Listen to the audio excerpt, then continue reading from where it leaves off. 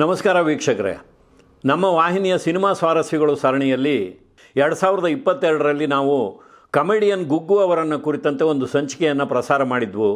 ಆ ಒಂದು ಸಂಚಿಕೆಯನ್ನು ನೋಡಿ ಅವರ ಮಗಳು ಕಮಲಾದೇವಿಯವರು ನಮ್ಮ ಸಂಪರ್ಕಕ್ಕೆ ಬಂದರು. ಮುಂದೆ ಅವರನ್ನು ಕೂಡ ನಮ್ಮ ವಾಹಿನಿಯಲ್ಲಿ ಸಂದರ್ಶನವನ್ನು ಮಾಡಿದ್ದೀವಿ. ಕಮೆಡಿಯನ್ ಗುಗ್ಗು ಅವರು ಚಿತ್ರ ನಿರ್ಮಾಪಕರಲ್ಲ, ನಿರ್ದೇಶಕರಲ್ಲ, ಅಥವಾ ದೊಡ್ಡ ದೊಡ್ಡ ಪಾತ್ರಗಳನ್ನು ನಿರ್ವಹಣೆ ಮಾಡ್ತಾ ಇದ್ದಂಥ ಕಲಾವಿದರು ಕೂಡ ಅಲ್ಲ. ಅವರು ಸಣ್ಣ ಪುಟ್ಟ ಪಾತ್ರಗಳಲ್ಲೇ ಕಾಣಿಸ್ಕೋತಾ ಇದ್ದಿದ್ದು.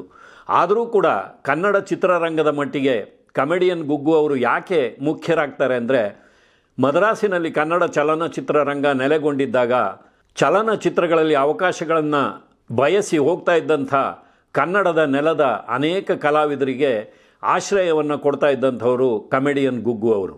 ತಮಗೆ ಕಷ್ಟ ಇದ್ದರೂ ಸಹ ಅನೇಕರಿಗೆ ಸಹಾಯ ಹಸ್ತವನ್ನು ನೀಡಿದಂಥ ಒಬ್ಬ ಉದಾರ ವ್ಯಕ್ತಿ. ಸಣ್ಣ ಪುಟ್ಟ ಪಾತ್ರಗಳಲ್ಲಿ ಕಾಣಿಸಿಕೊಂಡರೂ ಸಹ ತಮ್ಮ ವಿಶಿಷ್ಟವಾದ ಮ್ಯಾನರಿಸಮ್ನಿಂದ ಪ್ರೇಕ್ಷಕರ ಗಮನವನ್ನು ಸೆಳೆದಂಥ ಒಬ್ಬ ವ್ಯಕ್ತಿ. ಅವರನ್ನು ಕುರಿತಂತೆ ಅವರ ಮಗಳು ಪ್ರತಿ ವರ್ಷವೂ ಗುಗ್ಗು ನಮನ ಎನ್ನುವ ಒಂದು ಕಾರ್ಯಕ್ರಮವನ್ನು ಮಾಡ್ತಾ ಇದ್ದಾರೆ.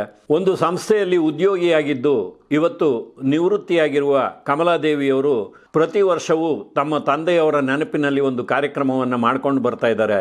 ತಂದೆಯಂತೆ ಮಗಳು ಅನ್ನುವ ಹಾಗೆ ಅನೇಕ ಕಲಾವಿದರನ್ನು ಕರೆಸಿ ಅವರಿಗೆ ಸನ್ಮಾನವನ್ನು ಮಾಡ್ತಾ ಇದ್ದಾರೆ. ಜೊತೆಗೆ ಬರುವ ಅತಿಥಿಗಳೆಲ್ಲರಿಗೂ ಅನ್ನದಾನವನ್ನು ಮಾಡ್ತಾ ಇದ್ದಾರೆ. ಅದೇ ರೀತಿಯಲ್ಲಿ 2025 ನವೆಂಬರ್ 30ನೇ ತಾರೀಕು ಒಂದು ಕಾರ್ಯಕ್ರಮವನ್ನು ಆಯೋಜನೆ ಮಾಡಿದ್ರು. ಅಲ್ಲಿ ಕಲಾವಿದರಾದ ಸುಧಾ ನರಸಿಂಹರಾಜು, ನಾಗರಾಜ್ ಕೋಟೆ ಹಾಗೂ ಒಬ್ಬ ಸುಪ್ರಸಿದ್ಧ ವೈದ್ಯೆ ಇವರೆಲ್ಲರನ್ನ ಕರೆಸಿ ಅವರಿಗೆ ಸನ್ಮಾನವನ್ನು ಮಾಡಿದ್ದಾರೆ.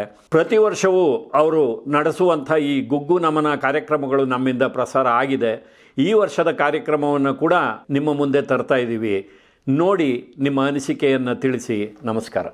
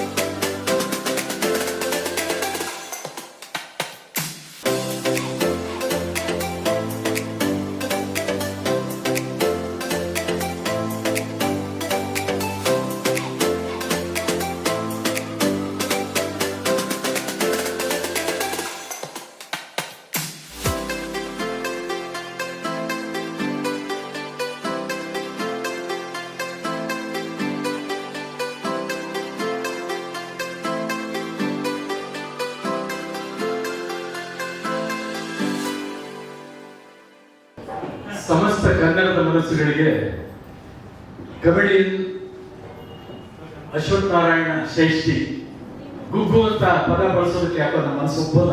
ಆದ್ರೆ ಜನ ಕಂಡುಹಿಡಿಯೋದು ಅವ್ರನ್ನ ಆ ಪದ ಬಳಕೆ ಇದೆ. ಏನೇ ಇರಲಿ, ನಮ್ಮ ಅಶ್ವತ್ಥನಾರಾಯಣ ಶ್ರೇಷ್ಠಿ ಅವರ ಈ ಒಂದು ಸವಿ ನೆನಪಿನ ಉತ್ಸವದ ಕಾರ್ಯಕ್ರಮಕ್ಕೆ ತಮ್ಮನ್ನೆಲ್ಲ ಪ್ರೀತಿಪೂರ್ವಕವಾಗಿ ಸ್ವಾಗತ ಮಾಡ್ತಾ ಇದ್ದೀವಿ. ನಮ್ಮ ಕನ್ನಡ ಚಿತ್ರರಂಗದಲ್ಲಿ ಮಕ್ಕಳ ರಾಜ್ಯದೊಂದಿಗೆ ನೆನಪನ್ನು ಕಟ್ಟಿಕೊಂಡು ಬಂದು ಇಂದು ವಿಧಿವಶರಾದಂತಹ MS ಉಮೇಶ್ ಬಾಲನ್ ನಟನಾಗಿ ಪದ್ಮಿನಿ ಪಿಕ್ಚರ್ಸ್ ರವರ BR ಪಂತಲೂರವರ ನಿರ್ದೇಶನದಲ್ಲಿ ನಟಿಸಿದಂತಹ ಒಬ್ಬ ಬಾಲನಟ ಇವತ್ತು ಮುಂಜಾನೆ ಎಲ್ಲ ಚಿತ್ರರಂಗದ ಅಭಿಮಾನಿಗಳನ್ನು ನಗಿಸಿ ತಾವು ದೈವಾಧೀನರಾದರು. ಆ ಒಂದು ಕಾರಣಕ್ಕಾಗಿ ಕೆಲವು ಅತಿಥಿಗಳು ನಾವೀಗೆಲ್ಲ ರವೀಂದ್ರ ಕಲಾಕ್ಷೇತ್ರದ ಬಳಿ ಹೋಗಿದ್ದೇವೆ, ತಡವಾಗಿ ಬರ್ತೀವಿ ಅಂತಂದರು.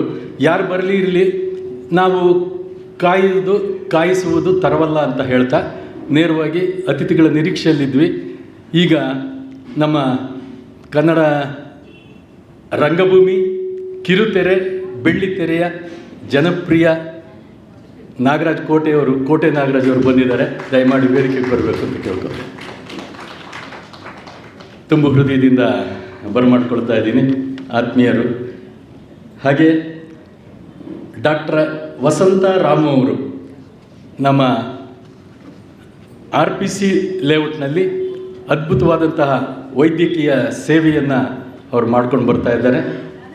ಸಾಕಷ್ಟು ಜನಪ್ರಿಯತೆಯನ್ನು ಪಡ್ಕೊಂಡಂಥವ್ರು. ಪದ್ಮಶ್ರೀ ನರ್ಸಿಂಗ್ ಹೋಮ್ ಅಲ್ಲಿನ ವೈದ್ಯಕೀಯ ಸೇವೆಯನ್ನು ಮಾಡ್ತಕ್ಕಂಥ ಶ್ರೀಮತಿ, ದಯಮಾಡಿ ವೇದಿಕೆಗೆ ಬರಬೇಕು ಅಂತ ಕೇಳ್ತಾ ಇದ್ದೀನಿ. ವಸಂತ ರಾಮ್ ಅವರು ಬರಬೇಕು ಅಂತ. ಇನ್ನು ಸುಧಾ ನರಸಿಂಹರಾಜು ಅವರು ಬರ್ತೀನಿ ಅಂತ ಹೇಳಿದ್ದಾರೆ, ಮಾರ್ಗ ಮಧ್ಯದಲ್ಲಿದ್ದಾರೆ. ಇನ್ನು ಕೆಲವರು ಬರ್ತೀವಿ ಅಂತ ಹೇಳ್ತಾರೆ. ಬರೋರಿಗೆ ತೆರೆದ ಸ್ವಾಗತ, ಬಂದವರನ್ನು ಕಾಯಿಸಬಾರ್ದು ಅನ್ನೋಂಥದ್ದು ನಮ್ಮ ಒಂದು ಸಂಸ್ಕೃತಿ ಅಂತ ಹೇಳ್ತಾ, ಪ್ರೀತಿ ಇಲ್ಲದವನು ಕವಿಯಾಗಲಾರ, ಕಲಾವಿದನಾಗಲಾರ, ವಿಜ್ಞಾನಿ ಆಗಲಾರ. ಪ್ರೀತಿ ಇಲ್ಲದ ಮೇಲೆ ಹೂವು ಅರಳೀತು ಹೇಗೆ, ಮೋಡ ಕಟ್ಟೀತು ಹೇಗೆ, ಹನಿಯೊಡೆದು ಕೆಳಗಿಳಿದು ನೆಲಕ್ಕೆ ಹಸಿರು ಮೂಡಿತು ಹೇಗೆ. ಪ್ರೀತಿ ಇಲ್ಲದ ಮೇಲೆ ಸಂಶಯದ ಗಡಿಗಳುದ್ದಕ್ಕೂ ಸಿಡಿ ಗುಂಡುಗಳ ಕದನ ನಿಂತಿತು ಹೇಗೆ. ಪ್ರೀತಿ ಇಲ್ಲದ ಮೇಲೆ ಜಾತಿ, ಮತ, ಭಾಷೆ, ಬಣ್ಣ, ದ್ವೇಷಗಳ ನಡುವೆ ನರಳುವ ಪಾಡು ತಪ್ಪಿತು ಹೇಗೆ. ಪ್ರೀತಿ ಇಲ್ಲದ ಮೇಲೆ ನಮ್ಮ ನಿಮ್ಮ ಮನಸ್ಸು ಮರುಭೂಮಿಯಾಗದ ಹಾಗೆ ತಡೆಯುವುದು ಹೇಗೆ. ಪ್ರೀತಿ ಇಲ್ಲದ ಮೇಲೆ ಹೂವು ಅರಳೀತು ಹೇಗೆ, ಮೋಡ ಕಟ್ಟೀತು ಹೇಗೆ ಅಂತ ರಾಷ್ಟ್ರಕವಿ GS ಶಿವರುದ್ರಪ್ಪನವ್ರು ಹೇಳ್ತಾರೆ. ಅಂದರೆ ಪ್ರೀತಿಯಿಂದ, ಪ್ರೀತಿಗಾಗಿ, ಪ್ರೀತಿಗೋಸ್ಕರ ನಾವು ನೀವು ಎಲ್ಲರೂ ಇಲ್ಲಿ ಸೇರಿದ್ದೇವೆ. ಅದು ನಾಡು, ನುಡಿ, ಭಾಷೆ, ಸಾಹಿತ್ಯ, ಸಂಸ್ಕೃತಿಯ ಮೇಲಿನ ಪ್ರೀತಿ ಅಲ್ಲದೆ ಇಂತಹ ಒಂದು ಸಂಸ್ಕೃತಿಯಲ್ಲಿ ಬೆಳೆದು ನಮ್ಮ ಕನ್ನಡ ರಂಗಭೂಮಿಗೆ, ಕನ್ನಡ ಚಿತ್ರರಂಗಕ್ಕೆ ತಮ್ಮದೇ ಆದಂತಹ ಕೊಡುಗೆಯನ್ನು ನೀಡಿ ಜನಮನವನ್ನು ನಗಿಸುತ್ತಾ ತಾವು ನೋವನ್ನು ಉಣ್ಣುತ್ತಲೇ ನಮ್ಮಿಂದ ದೂರವಾದಂತಹ ಈ ಏನು ನಾವು ಅಶ್ವಥ್ ನಾರಾಯಣ್ ಶೆಟ್ಟಿ ಅಂತ ನಾವು ಹೇಳಿದ್ವಿ, ಅವರ ಒಂದು ನೆನಪೋತ್ಸವ. ಇವರು ಹುಟ್ಟಿದ ದಿನವೂ ಅಲ್ಲ, ಅಥವಾ ಅವರು ದೈವಾಧೀನವಾದ ದಿನವೂ ಅಲ್ಲ.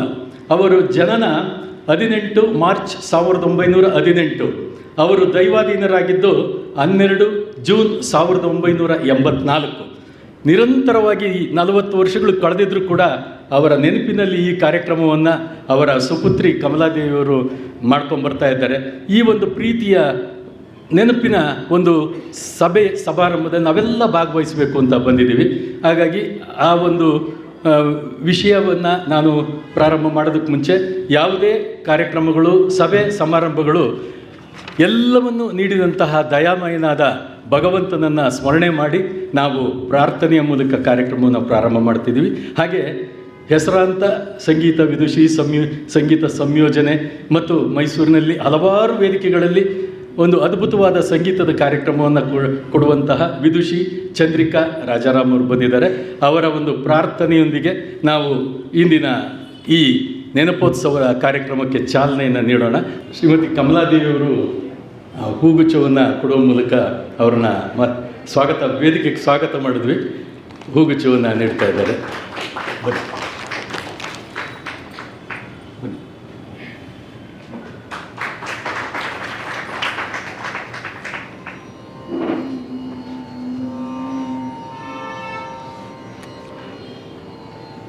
प्रथमं वक्रतुण्डं च एकदन्तं द्वितीयकं तृतीयं कृष्णपिङ्गाक्षं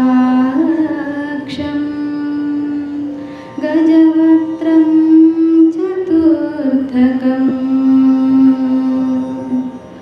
लम्बोदरं पञ्चमं च षष्ठं विकटमेव च सप्तमं विघ्नराजेन्द्र धूम्रवर्णं तथाष्टकम्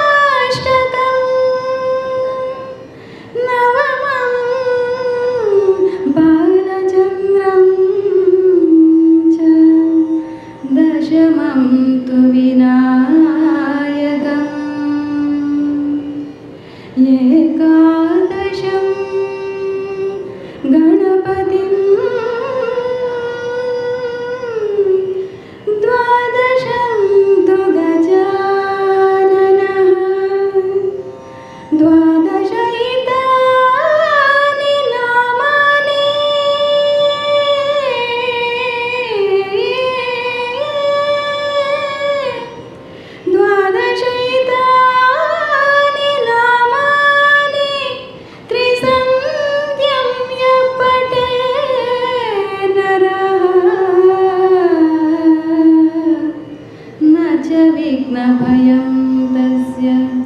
सर्वसिद्धिकरं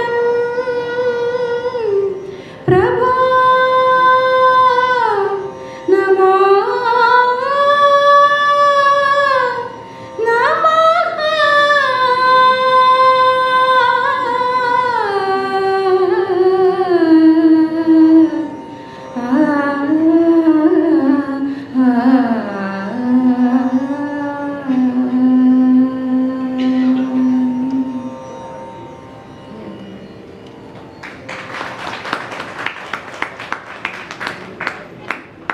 ಸುಮಧುರ ಕಂಠದಿಂದ ಪ್ರಾರ್ಥನೆಯನ್ನು ಸಲ್ಲಿಸಿದ ವಿದುಷಿ ಚಂದ್ರಿಕಾ ರಾಜಾರಾಮ್ ಅವರಿಗೆ ಧನ್ಯವಾದಗಳನ್ನು ಹೇಳ್ತಾ, ಪತ್ರಕರ್ತರಾದಂಥ ಶಶಿಕಲಾ ಮೇಡಮ್ ಅವರು ಬಂದಿದ್ದಾರೆ, ದಯಮಾಡಿ ವೇದಿಕೆಗೆ ಬರಬೇಕು ಅಂತ ಕೇಳ್ಕೊತಾ ಇದ್ದೀನಿ. ಆತ್ಮೀಯ ಬಂಧುಗಳೇ, ಇಂದಿನ ಈ ಕಾರ್ಯಕ್ರಮ ಕೊಡಿ. ಇಂದಿನ ಈ ಕಾರ್ಯಕ್ರಮ ಕುಟುಂಬದ ಕಾರ್ಯಕ್ರಮ ಅಂತ ಹೇಳೋಣ. ಯಾಕೆ ಅಂತಂದರೆ ಎಲ್ಲರಿಗೂ ಬೇಕಾದವರು ಅಶ್ವತ್ಥನಾರಾಯಣ ಶೆಟ್ಟರು. ಅಬಾಲ ವೃದ್ಧರಾಗಿ ಅವರ ಚಲನಚಿತ್ರಗಳನ್ನು ನೋಡದೇ ಇರೋರೇ ಯಾರೂ ಇಲ್ಲ. ಎಲ್ಲರಿಗೂ ಕೂಡ ಅಶ್ವತ್ಥನಾರಾಯಣ ಶೆಟ್ಟಿ ಅಂದ ತಕ್ಷಣ ಯಾರಪ್ಪ ಇವರು ಅಂತಾರೆ. ಯಾಕೆಂದರೆ ಇದು ಲಕ್ಷ್ಮೀನಾರಾಯಣ ವೇದಿಕೆ, ಅವರು ಅಶ್ವತ್ಥನಾರಾಯಣ, ಎರಡೂ ಒಂದೇ, ಲಕ್ಷ್ಮೀನಾರಾಯಣ ಅವನೇ, ಅಶ್ವತ್ಥನಾರಾಯಣನೂ ಅವನೇ. ಆ ಒಂದು ವೇದಿಕೆಯಲ್ಲಿ ಅದ್ಭುತವಾದ ಒಂದು ಕಾರ್ಯಕ್ರಮ.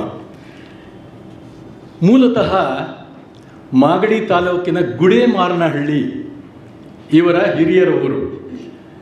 ತಂದೆ ಕೃಷ್ಣಯ್ಯ ಶೆಟ್ಟರು, ತಾಯಿ ಲಕ್ಷ್ಮಮ್ಮನವರು. ಇವರು ಅಕ್ಕಿಪೇಟೆಗೆ ಬಂದು ಜವಳಿ ವ್ಯಾಪಾರವನ್ನು ಪ್ರಾರಂಭ ಮಾಡ್ತಾರೆ.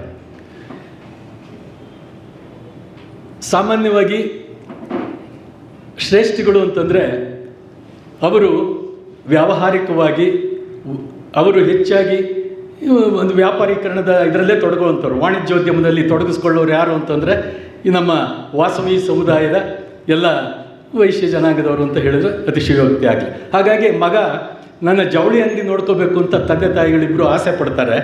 ಆದರೆ ಮಗ ಕಲಾ ಸರಸ್ವತಿ ಕೈ ಬೀಸಿ ಕರೀತಾಳೆ, ನೀನು ಯಾಕೆ ಬಟ್ಟೆ ಅಂಗಡಿಲಿ ಕೂತ್ಕೊಂಡು ಅಳತೆ ಮಾಡ್ತೀಯಾ, ನನ್ನ ಸೇವೆ ಮಾಡು ಅಂತ.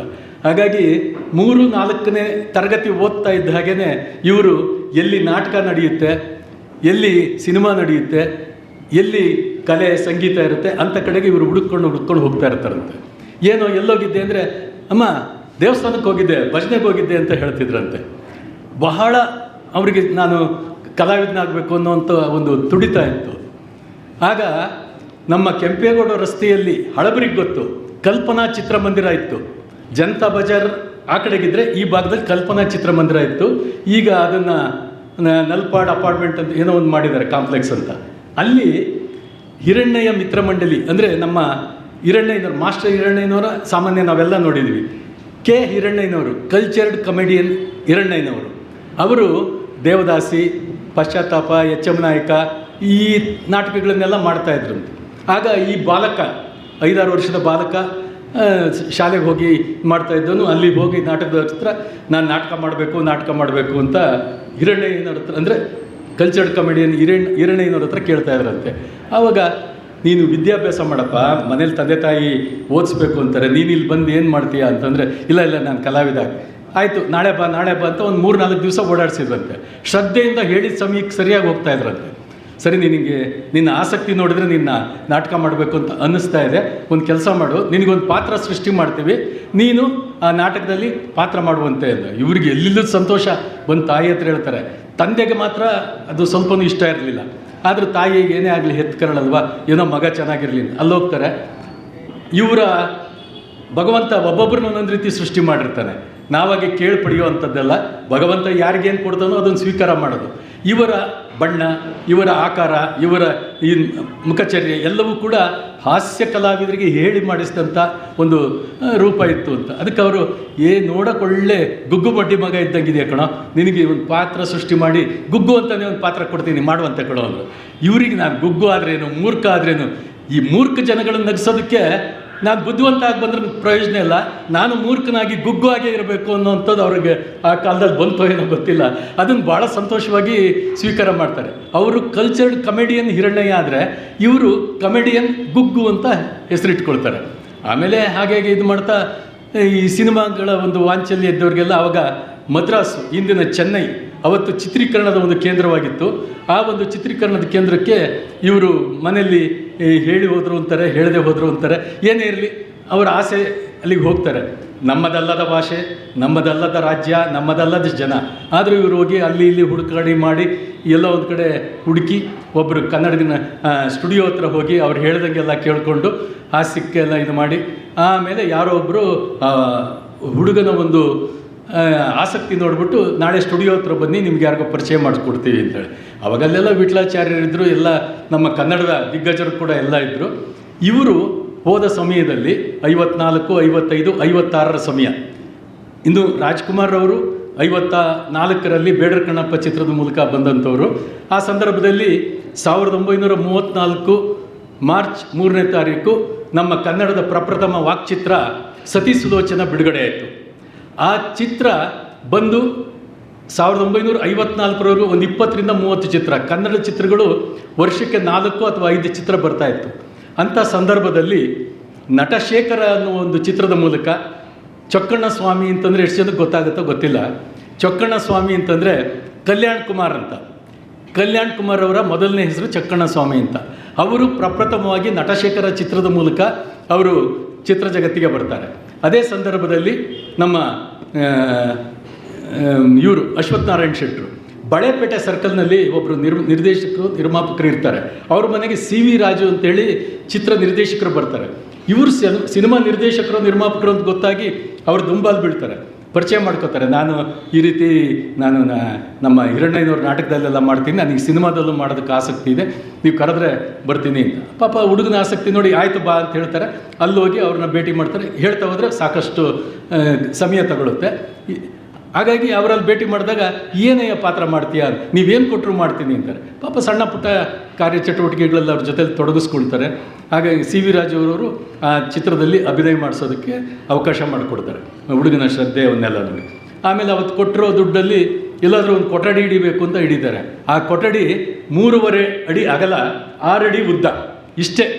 ಅದನ್ನು 100 ರೂಪಾಯಿ ಅಡ್ವಾನ್ಸ್ ಕೊಟ್ಟು ಕೊಠಡಿ ಹಿಡಿತಾರೆ. 54ನೇ ಇಸ್ವಿಲಿ 100 ರೂಪಾಯಿ ಅಂತಂದರೆ 56ನೇ ಇಸ್ವಿಲಿ 50,000 ರೂಪಾಯಿ, 10,000 ರೂಪಾಯಿಗೆ ಬೆಲೆ ಬಾಳೋ ಅಂಥದ್ದು. ಆ ಒಂದು ಮಹಲ್ಗೆ ಗುಗ್ಗು ಮಹಲ್ ಅಂತ ಕರೀತಾರೆ. ನಾವು ವಜ್ರ ಮಹಲ್, ರತ್ನ ಮಹಲ್, ಮರ್ಯಾದೆ ಮಹಲ್, ರಂಗಮಹಲ್ ಈ ಹೆಸರಲ್ಲೇ ಕೇಳಿರ್ತೀವಿ. ಇದು ಅನ್ನ ಕುಟೀರ. ಈಗ ನಾವೇನು ಕಾರ್ಯಕ್ರಮ ಮಾಡ್ತಾ ಇದ್ದೀವಿ, ಅನ್ನ ಕುಟೀರ. ಅನ್ನ ಮಹಲ್ ಅಂದರೆ ತಪ್ಪಾಗಲಾರದು. ಹಾಗೆ ಅದು ಗುಗ್ಗು ಮಹಲ್ ಅಂತ. ಆ ಮಹಲ್ನಲ್ಲಿ ಯಾರು ಕನ್ನಡ ಚಿತ್ರರಂಗದಿಂದ ಅವಕಾಶ ಹುಡುಕೊಂಡು ಹೋದರೂ ಕೂಡ ಅವರು ತನ್ನ ಕುಟೀರಕ್ಕೆ ಕರ್ಕೊಂಡೋಗಿ ಅವರಿಗೆ ಊಟ ತಿಂಡಿ, ನನಗಿದೆಯೋ ಇಲ್ಲೋ ಗೊತ್ತಿಲ್ಲ, ಅವರಿಗೆ ಊಟ ತಿಂಡಿ ಕೊಡಿಸಿ ಅವರನ್ನು ಭಾಳ ಆರೈಕೆ ಮಾಡಿ ಜೊತೆಲಿ. ಏಕೆಂದರೆ ಅಲ್ಲಿ ಕೋಡಂಬಾಕಂ ಅಂಥೇಳಿ ಅವರು ಸ್ಥಳ, ಅದು ಸ್ಟುಡಿಯೋದ ಹತ್ರ ಆಗ್ತಿತ್ತು. ಹಾಗಾಗಿ ಅಲ್ಲಿ ಹೋಗಿ ಬರೋದು ಮಾಡ್ತಾಯಿದ್ರು. ಅವರ ಒಂದು ಗುಗ್ಗು ಮಹಲ್ನಲ್ಲಿ ಊಟ ಮಾಡಿದವರೇ ಇಲ್ಲ, ಮಲಗದವರೇ ಇಲ್ಲ, ಅಲ್ಲಿಂದ ಅವಕಾಶಗಳನ್ನು ಪಡೆದವರೇ ಇಲ್ಲ. ಏನೇ ಇರಲಿ, ಕುತೂಹಲ ಇರಲಿ ಅಂತ ನಾನು ಮುಂದೆ ಈ ವಿಚಾರವನ್ನು ತಿಳಿಸ್ತಾ ಹೋಗ್ತೀನಿ. ಈಗ ಅತಿಥಿಗಳನ್ನು ನಾವು ಬರಮಾಡ್ಕೊಂಡಿದ್ದೀವಿ.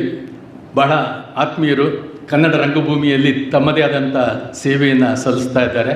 ಇಲ್ಲಿ ಸಮೀಪದಲ್ಲೇ ಹೊಸಕೆರೆಹಳ್ಳಿ ಕ್ರಾಸ್ನಲ್ಲಿ ಬಣ್ಣ ಅನ್ನುವಂತಹ ಬಣ್ಣದ ಬದುಕಿಗೆ ದಾರಿಯನ್ನು ತೋರಿಸುವಂತಹ ಕಲಾ ಜೀವನದ ಕಲೆಯ ತರಬೇತಿಯನ್ನು, ರಂಗ ತರಬೇತಿಯನ್ನು ಅಭಿನಯದ ತರಬೇತಿ ಮಾಡುವಂಥ ಒಂದು ಶಾಲೆಯನ್ನು ತೆರೆದು ಸಾಕಷ್ಟು ವಿದ್ಯಾರ್ಥಿಗಳಿಗೆ, ಕಲಾಸಕ್ತರಿಗೆ ಅಲ್ಲಿ ತರಬೇತಿಯನ್ನು ಕೊಡುವಂಥ ಒಂದು ಅದ್ಭುತವಾದ ಕಾರ್ಯವನ್ನು ಮಾಡ್ಕೊಂಡು ಬರ್ತಾ ಇದ್ದಾರೆ. ಹಾಗೆ ರಂಗಭೂಮಿ ಆಯಿತು, ಕಿರುತೆರೆ ಆಯಿತು, ಬೆಳ್ಳಿತೆರೆಯಲ್ಲೂ ಕೂಡ ತಮ್ಮದೇ ಆದಂತಹ ಸೇವೆಯನ್ನು ಸಲ್ಲಿಸ್ಕೊಂಡು ಬರ್ತಾ ಇದ್ದಾರೆ. ಅವರನ್ನು ಹುಡುಕಿಕೊಂಡು ಹಲವಾರು ಪ್ರಶಸ್ತಿ ಪುರಸ್ಕಾರಗಳು ಬಂದಿವೆ.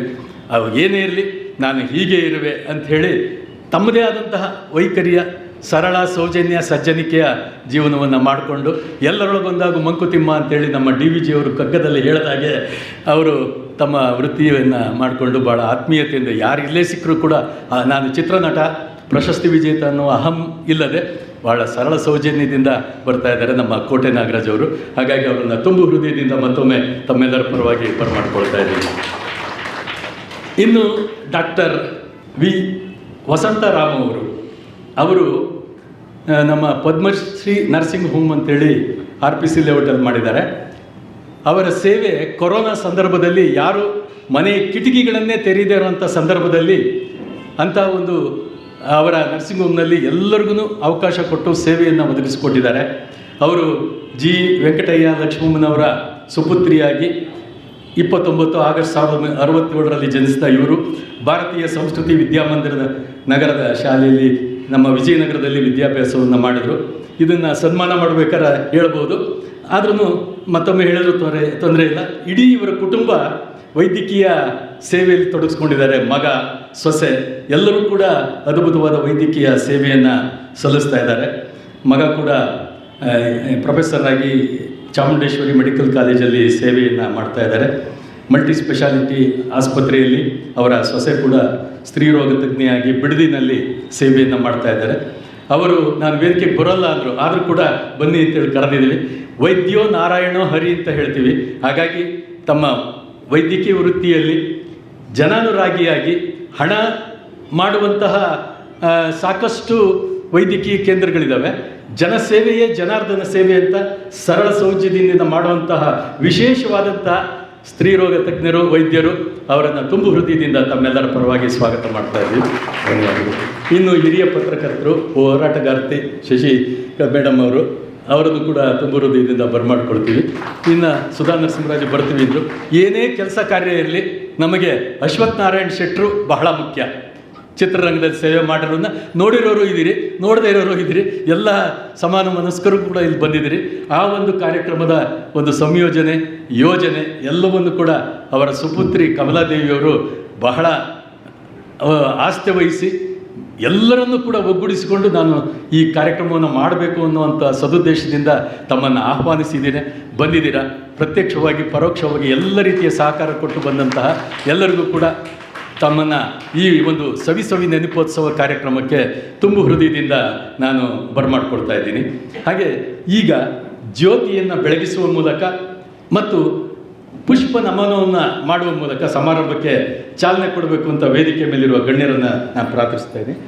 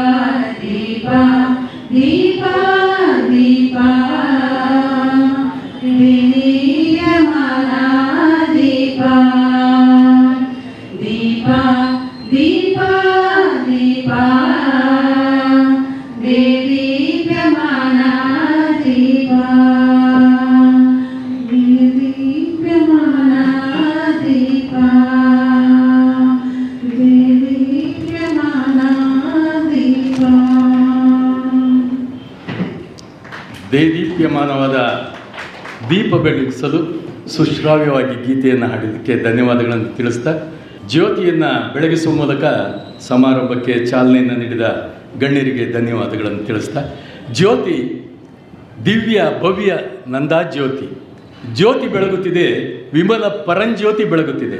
ಜ್ಯೋತಿ ಸತ್ಯಜ್ಯೋತಿ, ಧರ್ಮಜ್ಯೋತಿ, ಜ್ಞಾನಜ್ಯೋತಿ, ಭವ್ಯ ದಿವ್ಯ ಅಶ್ವತ್ಥ ನಾರಾಯಣ ಶೆಟ್ಟರ ನೆನಪಿನ ಜ್ಯೋತಿ ಬೆಳಗುತ್ತಿದೆ, ವಿಮಲ ಪರಂಜ್ಯೋತಿ ಬೆಳಗುತ್ತಿದೆ. ಈ ಜ್ಯೋತಿ ಯಾವತ್ತೂ ಜ್ಞಾನದ ಬೆಳಕನ್ನು ನೀಡುವಂತಹ ಜ್ಯೋತಿ. ಜ್ಯೋತಿ ಯಾವಾಗಲೂ ಊರ್ಧ್ವಮುಖವಾಗಿ ಬೆಳೆಯುತ್ತೆ. ಹಾಗೆ ನಮ್ಮ ಜೀವನದ ಪ್ರಗತಿ, ನಮ್ಮ ವಿಚಾರಗಳು, ನಮ್ಮ ಆಚಾರಗಳು ಯಾವಾಗಲೂ ಕೂಡ ಉನ್ನತವಾಗಿ ಊರ್ಧ್ವಮುಖವಾಗಿ ಇರಲಿ ಎನ್ನುವ ಒಂದು ಶುಭ ಸಂದೇಶವಾಗಿ ನಾವು ಜ್ಯೋತಿಯನ್ನು ಬೆಳಗಿಸ್ತೀವಿ ಅಂತ ಹೇಳ್ತಾ, ಈಗ ಮೊದಲನೇದಾಗಿ ಈ ವರ್ಷದಲ್ಲಿ ನಾವು ಹಲವಾರು ಗಣ್ಯರನ್ನು ನಾವು ಕಳ್ಕೊಂಡಿದ್ದೇವೆ. ಆ ಗಣ್ಯ ಅಗಲಿದ ಚೇತನಗಳಿಗೆ ದಯಮಾಡಿ ಎಲ್ಲರೂ ಎದ್ದು ನಿಂತು ಮೌನಾಚರಣೆಯನ್ನು ನಾವು ಸಮರ್ಪಿಸಬೇಕು ಅಂತ ಕೇಳ್ತಾ ಇದ್ದೀನಿ. ಪದ್ಮಶ್ರೀ ಡಾಕ್ಟರ್ ಬಿ ಸರೋಜಾದೇವಿಯವರು, ಸಾಲುಮರದ ತಿಮ್ಮಕ್ಕನವರು, SL ಭೈರಪ್ಪನವರು, HS ವೆಂಕಟೇಶ್ ಮೂರ್ತಿಯವರು, ಇತ್ತೀಚೆಗೆ ಹಿಂದಿ ಚಿತ್ರನಟ ಧರ್ಮೇಂದ್ರರವರು, ಸರ್ದೇಶ್ ಪಾಂಡೆಯವರು, ಕನ್ನಡ ಚಿತ್ರರಂಗದ ಕಲಾವಿದರು, ತಂತ್ರಜ್ಞರು, ಕವಿಗಳು, ಸಾಹಿತಿಗಳು, ಇದೀಗ ಇಂದು ಮುಂಜಾನೆ ಮಕ್ಕಳ ರಾಜ್ಯದ ಎಲ್ಲರ ಮನಗೆದ್ದ ಉಮೇಶ್ ಅಣ್ಣನವರು ನಮ್ಮನ್ನು ಅಗಲಿದ್ದಾರೆ. ಒಂದು ನಿಮಿಷ ಅವರ ಚೇತನಕ್ಕೆ ನಾವು ಶಾಂತಿಯನ್ನು ಕೋರೋಣ.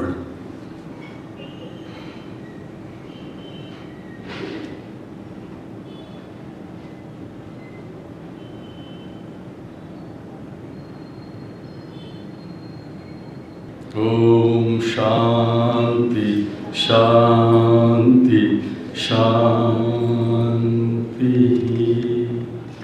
ಕಾರ್ಯಕ್ರಮದ ಆರಂಭಕ್ಕೆ ಮುನ್ನ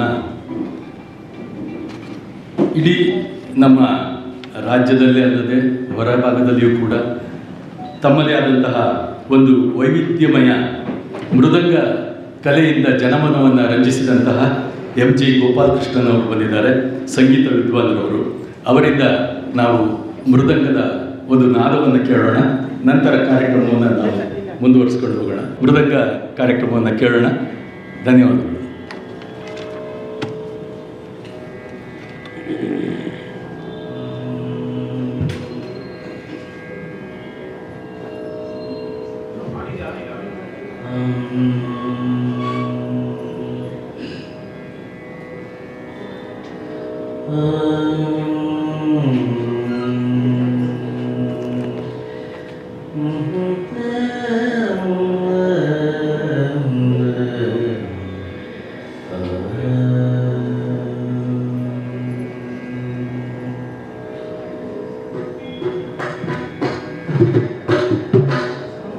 गजाननं भूतगणादिसेवितं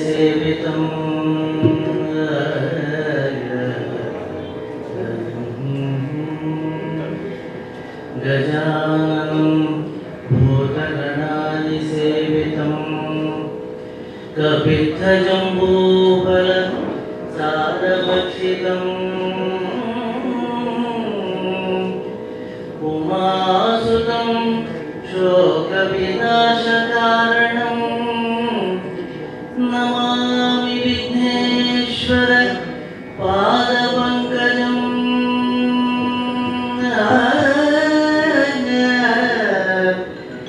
नमामि विघ्नेश्वर पादपङ्कजम्.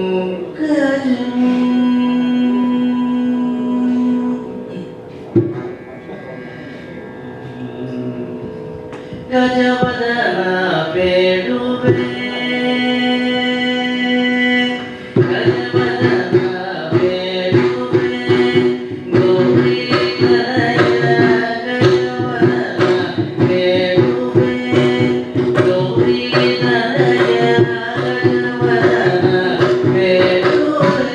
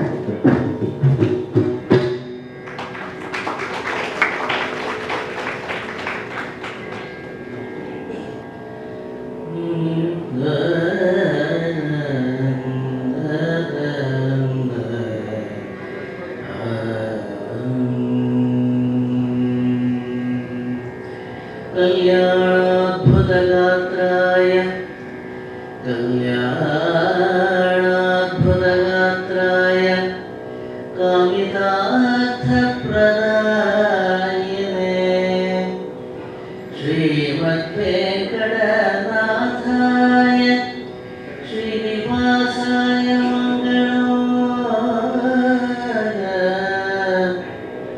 श्रीनिवासाय ते मङ्गलाय श्रीनिवासाय ते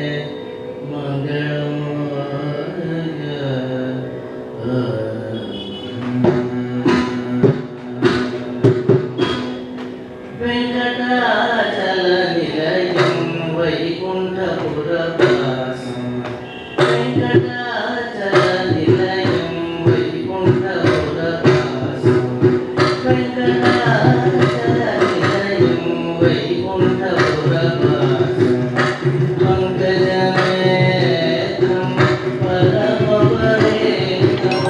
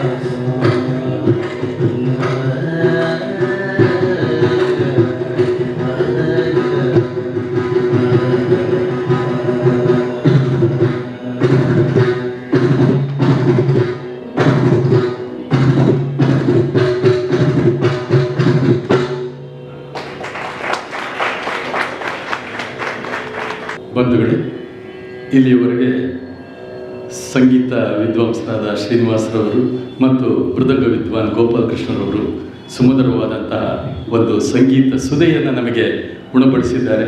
ಅವರಿಗೆ ತುಂಬು ಹೃದಯದ ಧನ್ಯವಾದಗಳನ್ನು ನಾವು ಸಮರ್ಪಣೆ ಮಾಡ್ತಾ ಇದ್ದೀವಿ. ಇದೀಗ ಶ್ರೀಮತಿ ಸುಧಾ ನರಸಿಂಹರಾಜರವರು ಆಗಮಿಸ್ತಾ ಇದ್ದಾರೆ ಅಂತ ಗೊತ್ತಾಯಿತು.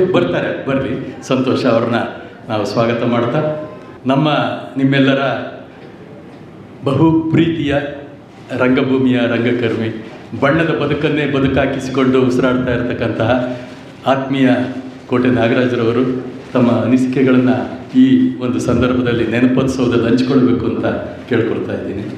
ಬಾನಾಡಿ ಚಲನಚಿತ್ರದ ನಿರ್ದೇಶಕರು, ಪ್ರಶಸ್ತಿ ವಿಜೇತರು, ನಾನು ಸರ್ವ ಪ್ರಶಸ್ತಿ ಪುರಸ್ಕೃತರು ಅಂತ ಹೇಳಿದೆ.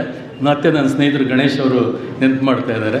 ಹಾಗೆ ಅವರ ಸಾಧನೆಯ ಸಮುದ್ರವನ್ನು ಒಂದು ಬೊಗಸೆಯಲ್ಲಿ ತೋರಿಸುವಂಥದ್ದಲ್ಲ, ಸಮಯಾಭಾವ ಅಂತ ನಾನು ಇದು ಮಾಡಿದೆ. ಅವರು ಇದೀಗ ಬರ್ತಾ ಇದ್ದಾರೆ ವೇದಿಕೆಯತ್ತ. ನಮ್ಮ ನಿಮ್ಮೆಲ್ಲರ ಅಭಿಮಾನದ ನಕ್ಕರೆ ಅದೇ ಸ್ವರ್ಗ ಎಂದು ನಗುವಿನಲ್ಲೇ ಸ್ವರ್ಗ ತೋರಿಸಿದಂತಹ ಕನ್ನಡದ ಕೀರ್ತಿ ಕಿರೀಟವನ್ನು ನಮಗೆಲ್ಲರಿಗೂ ಮುಟ್ಟಿಸಿದಂತಹ ನರಸಿಂಹರಾಜ್ ಅವರ ಸುಪುತ್ರಿ ವೇದಿಕೆಗೆ ಬರ್ತಾ ಇದ್ದಾರೆ. ತುಂಬು ಹೃದಯದಿಂದ ಚಪ್ಪಾಳೆಯೊಂದಿಗೆ ನಾವು ಅವ್ರನ್ನ ಬರಮಾಡ್ಕೊಳ್ತಾ ಇದ್ದೀವಿ. ಬನ್ನಿ.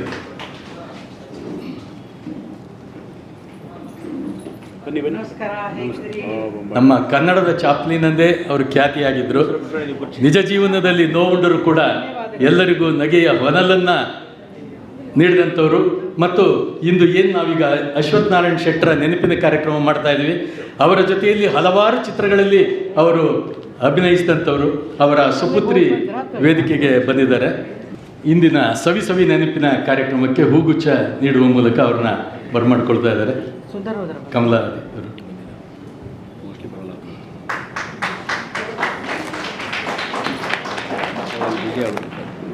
ಬಣ್ಣದ ಬದುಕನ್ನು ಉಸಿರಾಗಿಸಿಕೊಂಡಂತಹ ಬಣ್ಣ ಎನ್ನುವ ರಂಗ ತರಬೇತಿಯ ಮೂಲಕ ಹಲವಾರು ಮಕ್ಕಳಿಗೆ ಬಹಳ ಶ್ರದ್ಧೆಯಿಂದ ಪ್ರಾಮಾಣಿಕತೆಯಿಂದ ರಂಗ ಅಭಿನಯದ ತರಬೇತಿಯನ್ನು ನೀಡ್ತಾ ಇರತಕ್ಕಂತಹ ಆತ್ಮೀಯರು ಆದಂಥ ಕೋಟೆ ನಾಗರಾಜರವರು ತಮ್ಮ ನುಡಿಗಳನ್ನು ಹಂಚಿಕೊಳ್ಬೇಕು. ಪ್ರಾರಂಭದಲ್ಲಿದ್ದರು. ಸುಧಾ ನರಸಿಂಹರಾಜ್ ಅವರ ಉಪಸ್ಥಿತಿಯ ನಂತರ ನಾನು ಮಾತಾಡ್ತೀನಿ ಅಂದರು. ತುಂಬು ಹೃದಯದ ಅಭಿಮಾನದಿಂದ ಬರಮಾಡಿಕೊಳ್ತಾ ಇತ್ತು.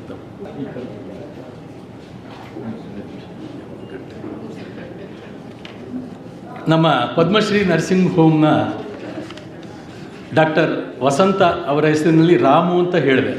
ಬಂದಿಲ್ಲ ಅಂತ ತಿಳ್ಕೊಂಡು ಬಂದಿದ್ದಾರಂತೆ. ದಯಮಾಡಿ ಅವರು ENT ಈ ವಿಶೇಷ ತಜ್ಞರು ರಾಮು ಅವರು ವೇದಿಕೆಗೆ ಬರಬೇಕು ಅಂತ ಕೇಳ್ಕೊತಾ ಇದ್ದಾರೆ. ದಯಮಾಡಿ ಬನ್ನಿ ಸರ್, ಬನ್ನಿ ಕೂತ್ಕೊಳ್ಳಿ ಸರ್.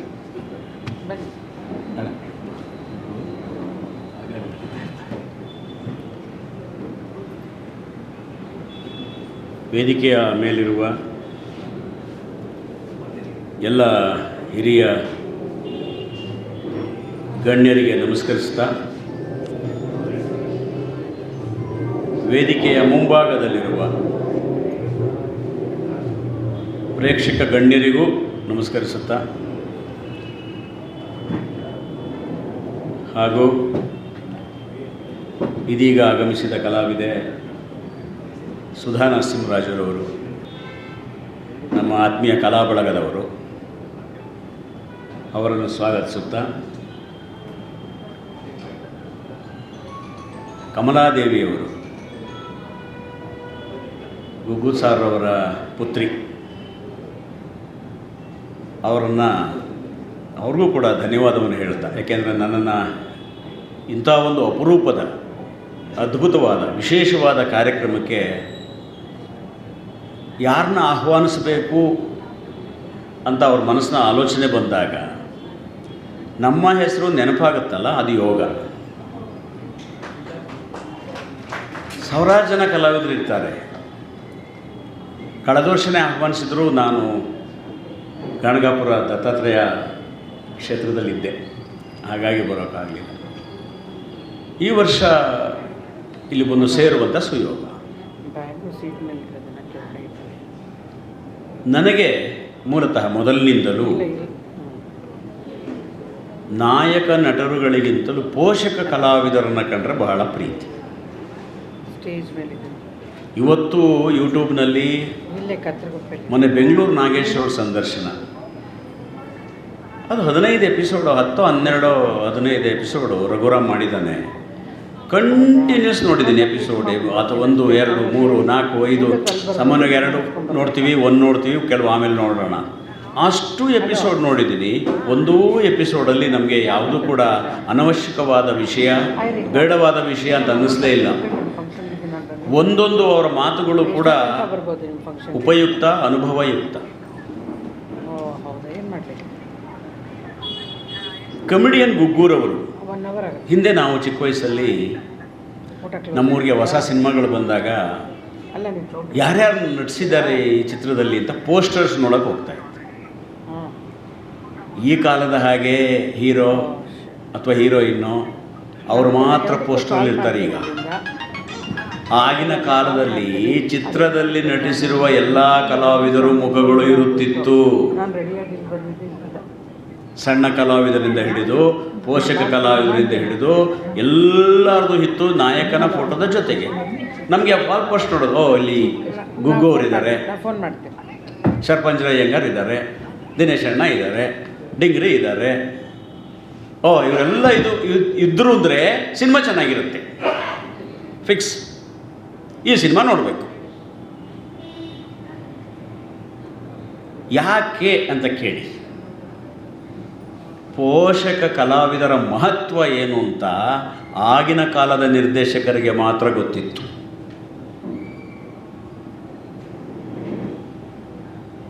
ಈಗಿನ ಕಾಲದ ನಿರ್ದೇಶಕರ ಬಗ್ಗೆ ಗೊತ್ತಿಲ್ಲ. ನಾವೊಂದು ಬಿಲ್ಡಿಂಗ್ ಕಟ್ತೀವಿ, ಮನೆ ಕಾಂಪ್ಲೆಕ್ಸ್ ಯಾವುದೋ ಕಟ್ತೀವಿ, ಅದರಲ್ಲಿ RCC ಅಂತ ಹಾಕ್ತೀವಿ, ಕಾಂಕ್ರೀಟ್ ಹಾಕೋದು, RCC ಹಾಕೋದು.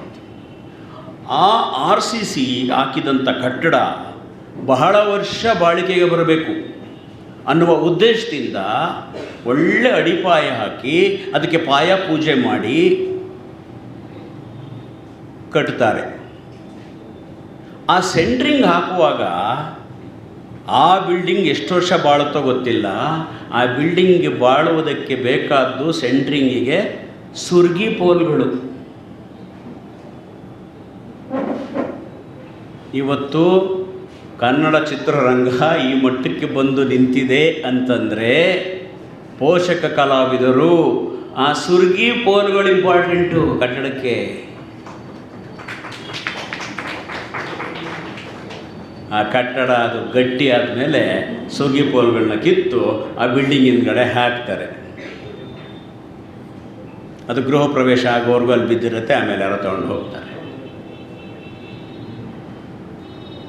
ಆ ಪೋಲ್ ಇಲ್ಲ ಅಂದರೆ ಬಿಲ್ಡಿಂಗ್ ಗಟ್ಟಿಯಾಗಲ್ಲ.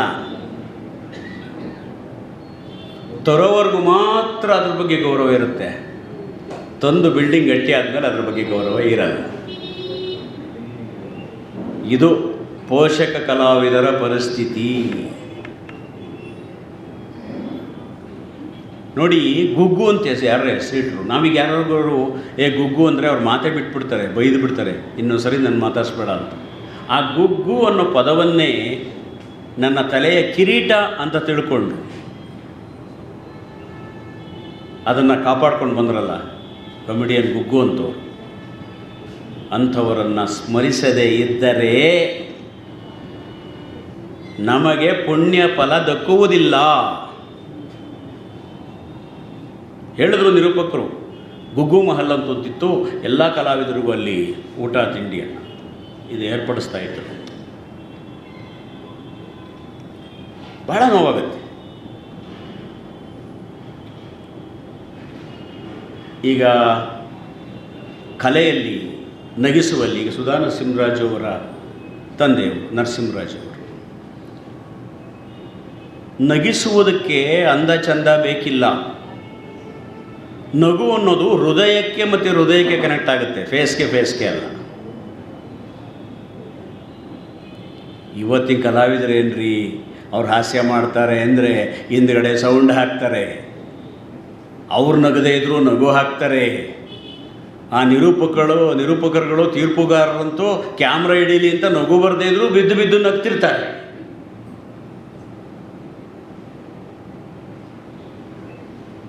ನರಸಿಂಹರಾಜ್ ಅವ್ರ ಕಾಲದಲ್ಲಿ ಯಾವ ಮ್ಯೂಸಿಕ್ ಇತ್ತೋ ಬಂದರೆ ಸಾಕು ಸ್ಕ್ರೀನ್ಗೆ, ಚಪ್ಪಾಳೆ, ಸಿಳ್ಳೆ, ನಗು, ಇನ್ನೂ ಬಾಯೇ ತೆಗೆದಿಲ್ಲ ಅವರು. ಅದು ಒರಿಜಿನಲ್ ಹಾಸ್ಯ, ನಿಜವಾದ ಹಾಸ್ಯ. ಅದು ಬೇಕಿತ್ತು. ಇವತ್ತು ಇದೆ ಚಿತ್ರರಂಗದಲ್ಲಿ ಎಲ್ಲೋದು ಕಡೆನೂ ಪ್ರತೀತಿ ಇದೆ. ನರಸಿಂಹರಾಜ್ ಅವರ ಡೇಟ್ ತೊಗೊಂಡು ರಾಜ್ಕುಮಾರ್ ಅವ್ರ ಡೇಟ್ ತೊಗೋತಿದ್ರು ಅಂತ ಇದೆ. ಯಾರನ್ನ ಇಂಟ್ರ್ಯೂ ಮಾಡಿದ್ರು ಈ ಡೈಲಾಗ್ ಹೇಳೇ ಹೇಳ್ತಾರೆ, ಹಳೆ ಕಲಾವಿದರನ್ನ ಯಾರು ಸಂದರ್ಶನ ಮಾಡಿದ್ರು ಈ ಡೈಲಾಗ್ ಹೇಳ್ತಾರೆ. ಯಾಕೆಂದರೆ ಹಾಸ್ಯಕ್ಕೆ ಅಷ್ಟು ಮಹತ್ವ ಇತ್ತು.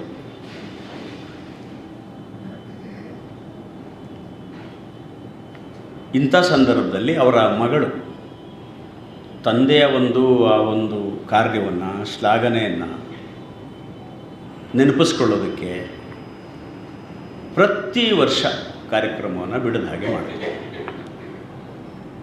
ಅದು ಶ್ರದ್ಧೆ, ತಂದೆಯವ್ರ ಮೇಲಿರೋ ಅಭಿಮಾನ, ತಂದೆ ಕಲಾವಿದರು ಅನ್ನೋ ಅಭಿಮಾನ ಬಹಳ ಖುಷಿ ಅನಿಸುತ್ತೆ. ನನಗೆ ಹಾಸ್ಯ ಅಂದ ತಕ್ಷಣ ನನಗೆ ನಮ್ಮ ಕನ್ನಡದ ಕಲಾವಿದರು ಅಂದ ತಕ್ಷಣ ಒಂದು ನನಗೆ ನೆನಪಾಗುತ್ತೆ. ಸರ್ವೇಪಲ್ಲಿ ರಾಧಾಕೃಷ್ಣನ್ ಅವ್ರನ್ನ ಹೊರದೇಶದಲ್ಲಿ ಯಾರೋ ಆಂಗ್ಲ ಮಹಿಳೆ ಕಿಚಾಯಿಸ್ತಾಳಂತೆ. ನೀವೆಲ್ಲ ಭಾರತೀಯರು ಕಪ್ಪಗಿದ್ದೀರಾ, ನೋಡೋಕ್ಕೆ ಚೆನ್ನಾಗಿಲ್ಲ, ನಿಮಗೇನು ಅನಿಸಲ್ವಾ, ನಿಮಗೆಲ್ಲ ಅವಮಾನಗಳು ಆ ಥರದ್ದೆಲ್ಲ ಆಗೋಲ್ವಾ? ಹೇಳಿ ಕೇಳಿ ಸರ್ವೇಪಲ್ಲಿ ರಾಧಾಕೃಷ್ಣನು ಭಾಳ ಹಾಸ್ಯಪ್ರಿಯರು. ಅವ್ರು ಹೇಳೋರಂತೆ, ಹಂಗಲ್ಲ ಕಣಮ್ಮ, ದೇವರು ಮನುಷ್ಯನ ಮಾಡಬೇಕಾದ್ರೆ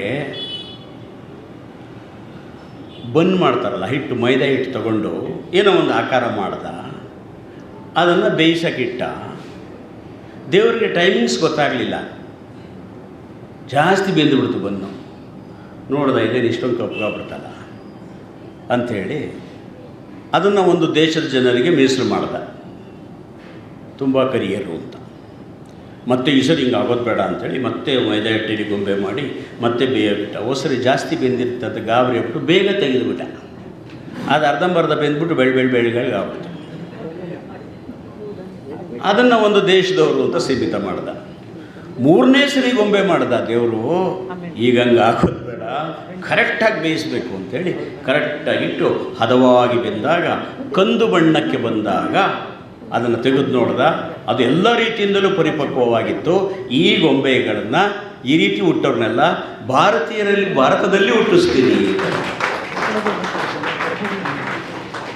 ಅದಕ್ಕೆ ಇವತ್ತು ಅಮೆರಿಕದಲ್ಲಿ ಹೋಗಿ ಯಾವುದೇ ದೇಶಕ್ಕೆ ಹೋಗಿ ಅಲ್ಲಿ ಏನೋ ಒಂದು ಅದ್ಭುತವಾದಂಥ ಸಂಶೋಧನೆ ಮಾಡಿದ್ದಾರೆ ಅಂದರೆ ಅವರು ಭಾರತೀಯರಾಗಿರ್ತಾರೆ.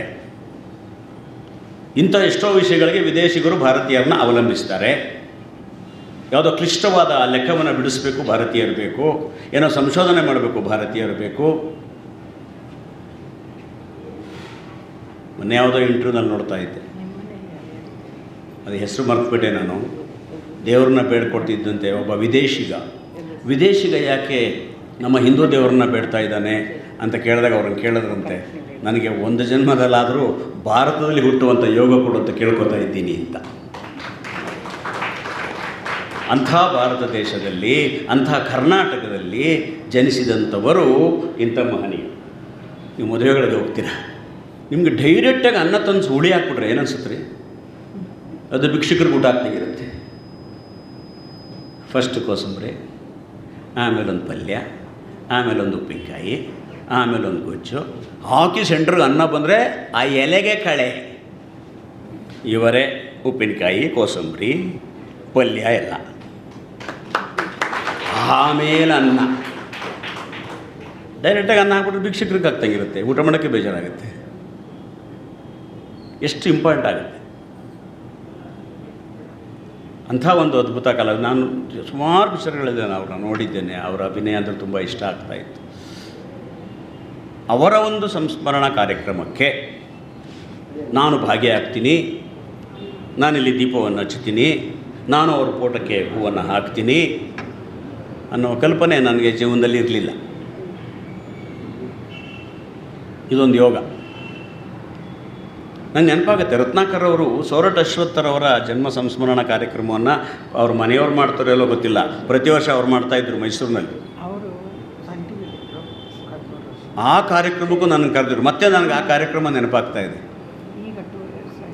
ಯಾಕೆಂದರೆ ಅಲ್ಲಿ ಅಂಥ ಹಿರಿಯ ಕಲಾವಿದರು ರತ್ನಾಕರ್ ಅವರಿಂದ ನಾವು ಸನ್ಮಾನವನ್ನು ಮಾಡಿಸ್ಕೊಂಡಿದ್ದು. ಅವ್ರಿಗೆಷ್ಟು ಕಳಕಳಿ ಇರುತ್ತೆ. ಯಾಕೆಂದರೆ ಸೋರಠ್ ಅಶ್ವಥ್ ಅವರು ರತ್ನಾಕರ್ ಅವರಿಗೆ ಮಗನಿಗಿಂತ ಹೆಚ್ಚಾಗಿ ಪ್ರೀತಿಸ್ತಿದ್ರಂತೆ. ಅವ್ರಿಗೆ ಬಹಳಷ್ಟು ಸಹಾಯಗಳನ್ನು ಮಾಡ್ತಿದ್ರಂತೆ.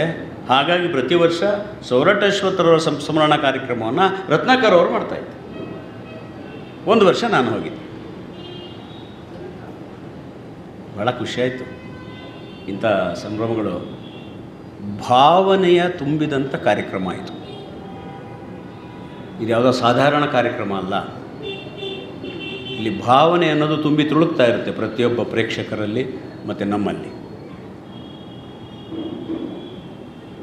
ಹಾಸ್ಯಗಳು ಎಷ್ಟು ಆ ಕಾಲದಲ್ಲಿ ಚೆನ್ನಾಗಿತ್ತು. ಸಮಂಜಸವಾಗಿತ್ತು, ಕೃತಕತೆ ಇರಲಿಲ್ಲ. ಈ ಕಾಲದಲ್ಲಿ ಎಲ್ಲವೂ ಆಗಲೇ ಹೇಳಿದ್ನಲ್ಲ, ನಗು ಬರಲಿ ಬಿಡಲಿ, ಹಿಂಗಡೆ ನಗು ಸೌಂಡ್ ಹಾಕ್ತಾರೆ ಅಂತ. ನಂಬಿಕೆನೇ ಇಲ್ಲ ಅವ್ರಿಗೆ, ಇದಕ್ಕೆ ನಗ್ತಾರೋ ಇಲ್ವೋ ಅಂತ ಅವರೇ ಹಾಕ್ಬಿಡೋದು, ನಗಲಿ ಬಿಡಲಿ.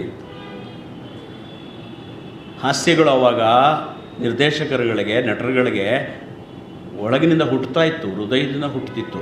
ಕಟ್ಟುವ ಹಾಸ್ಯಕ್ಕಿಂತ ಹುಟ್ಟುವ ಹಾಸ್ಯಕ್ಕೆ ಮಹತ್ವ ಜಾಸ್ತಿ.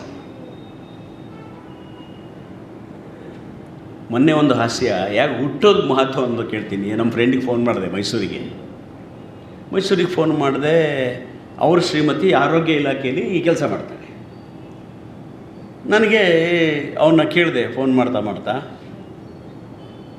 ನಿಮ್ಮ ಮಿಸಸ್ ಈಗ ಎಲ್ಲಿ ಕೆಲಸ? ಅವರು ಇಲ್ವಲ್ಲ ಅಂದರು. ನಾನು ಚೆನ್ನಾಗಿದ್ರಲ್ಲ, ಚಿಕ್ಕ ವಯಸ್ಸು, ಏನಾಯಿತು ಅಂತ ಹೆಂಗೆ ಕೇಳಲಿ, ಸೈಲೆಂಟ್ ಆಗಿಬಿಟ್ಟೆ. ಅವ್ರು ಆಮೇಲೆ ಹೇಳಿದ್ರು, ಅಲ್ಲೇ ಸರ್ ಹುಣಸೂರು ಹತ್ರ ಇಲ್ವಲ್ಲ.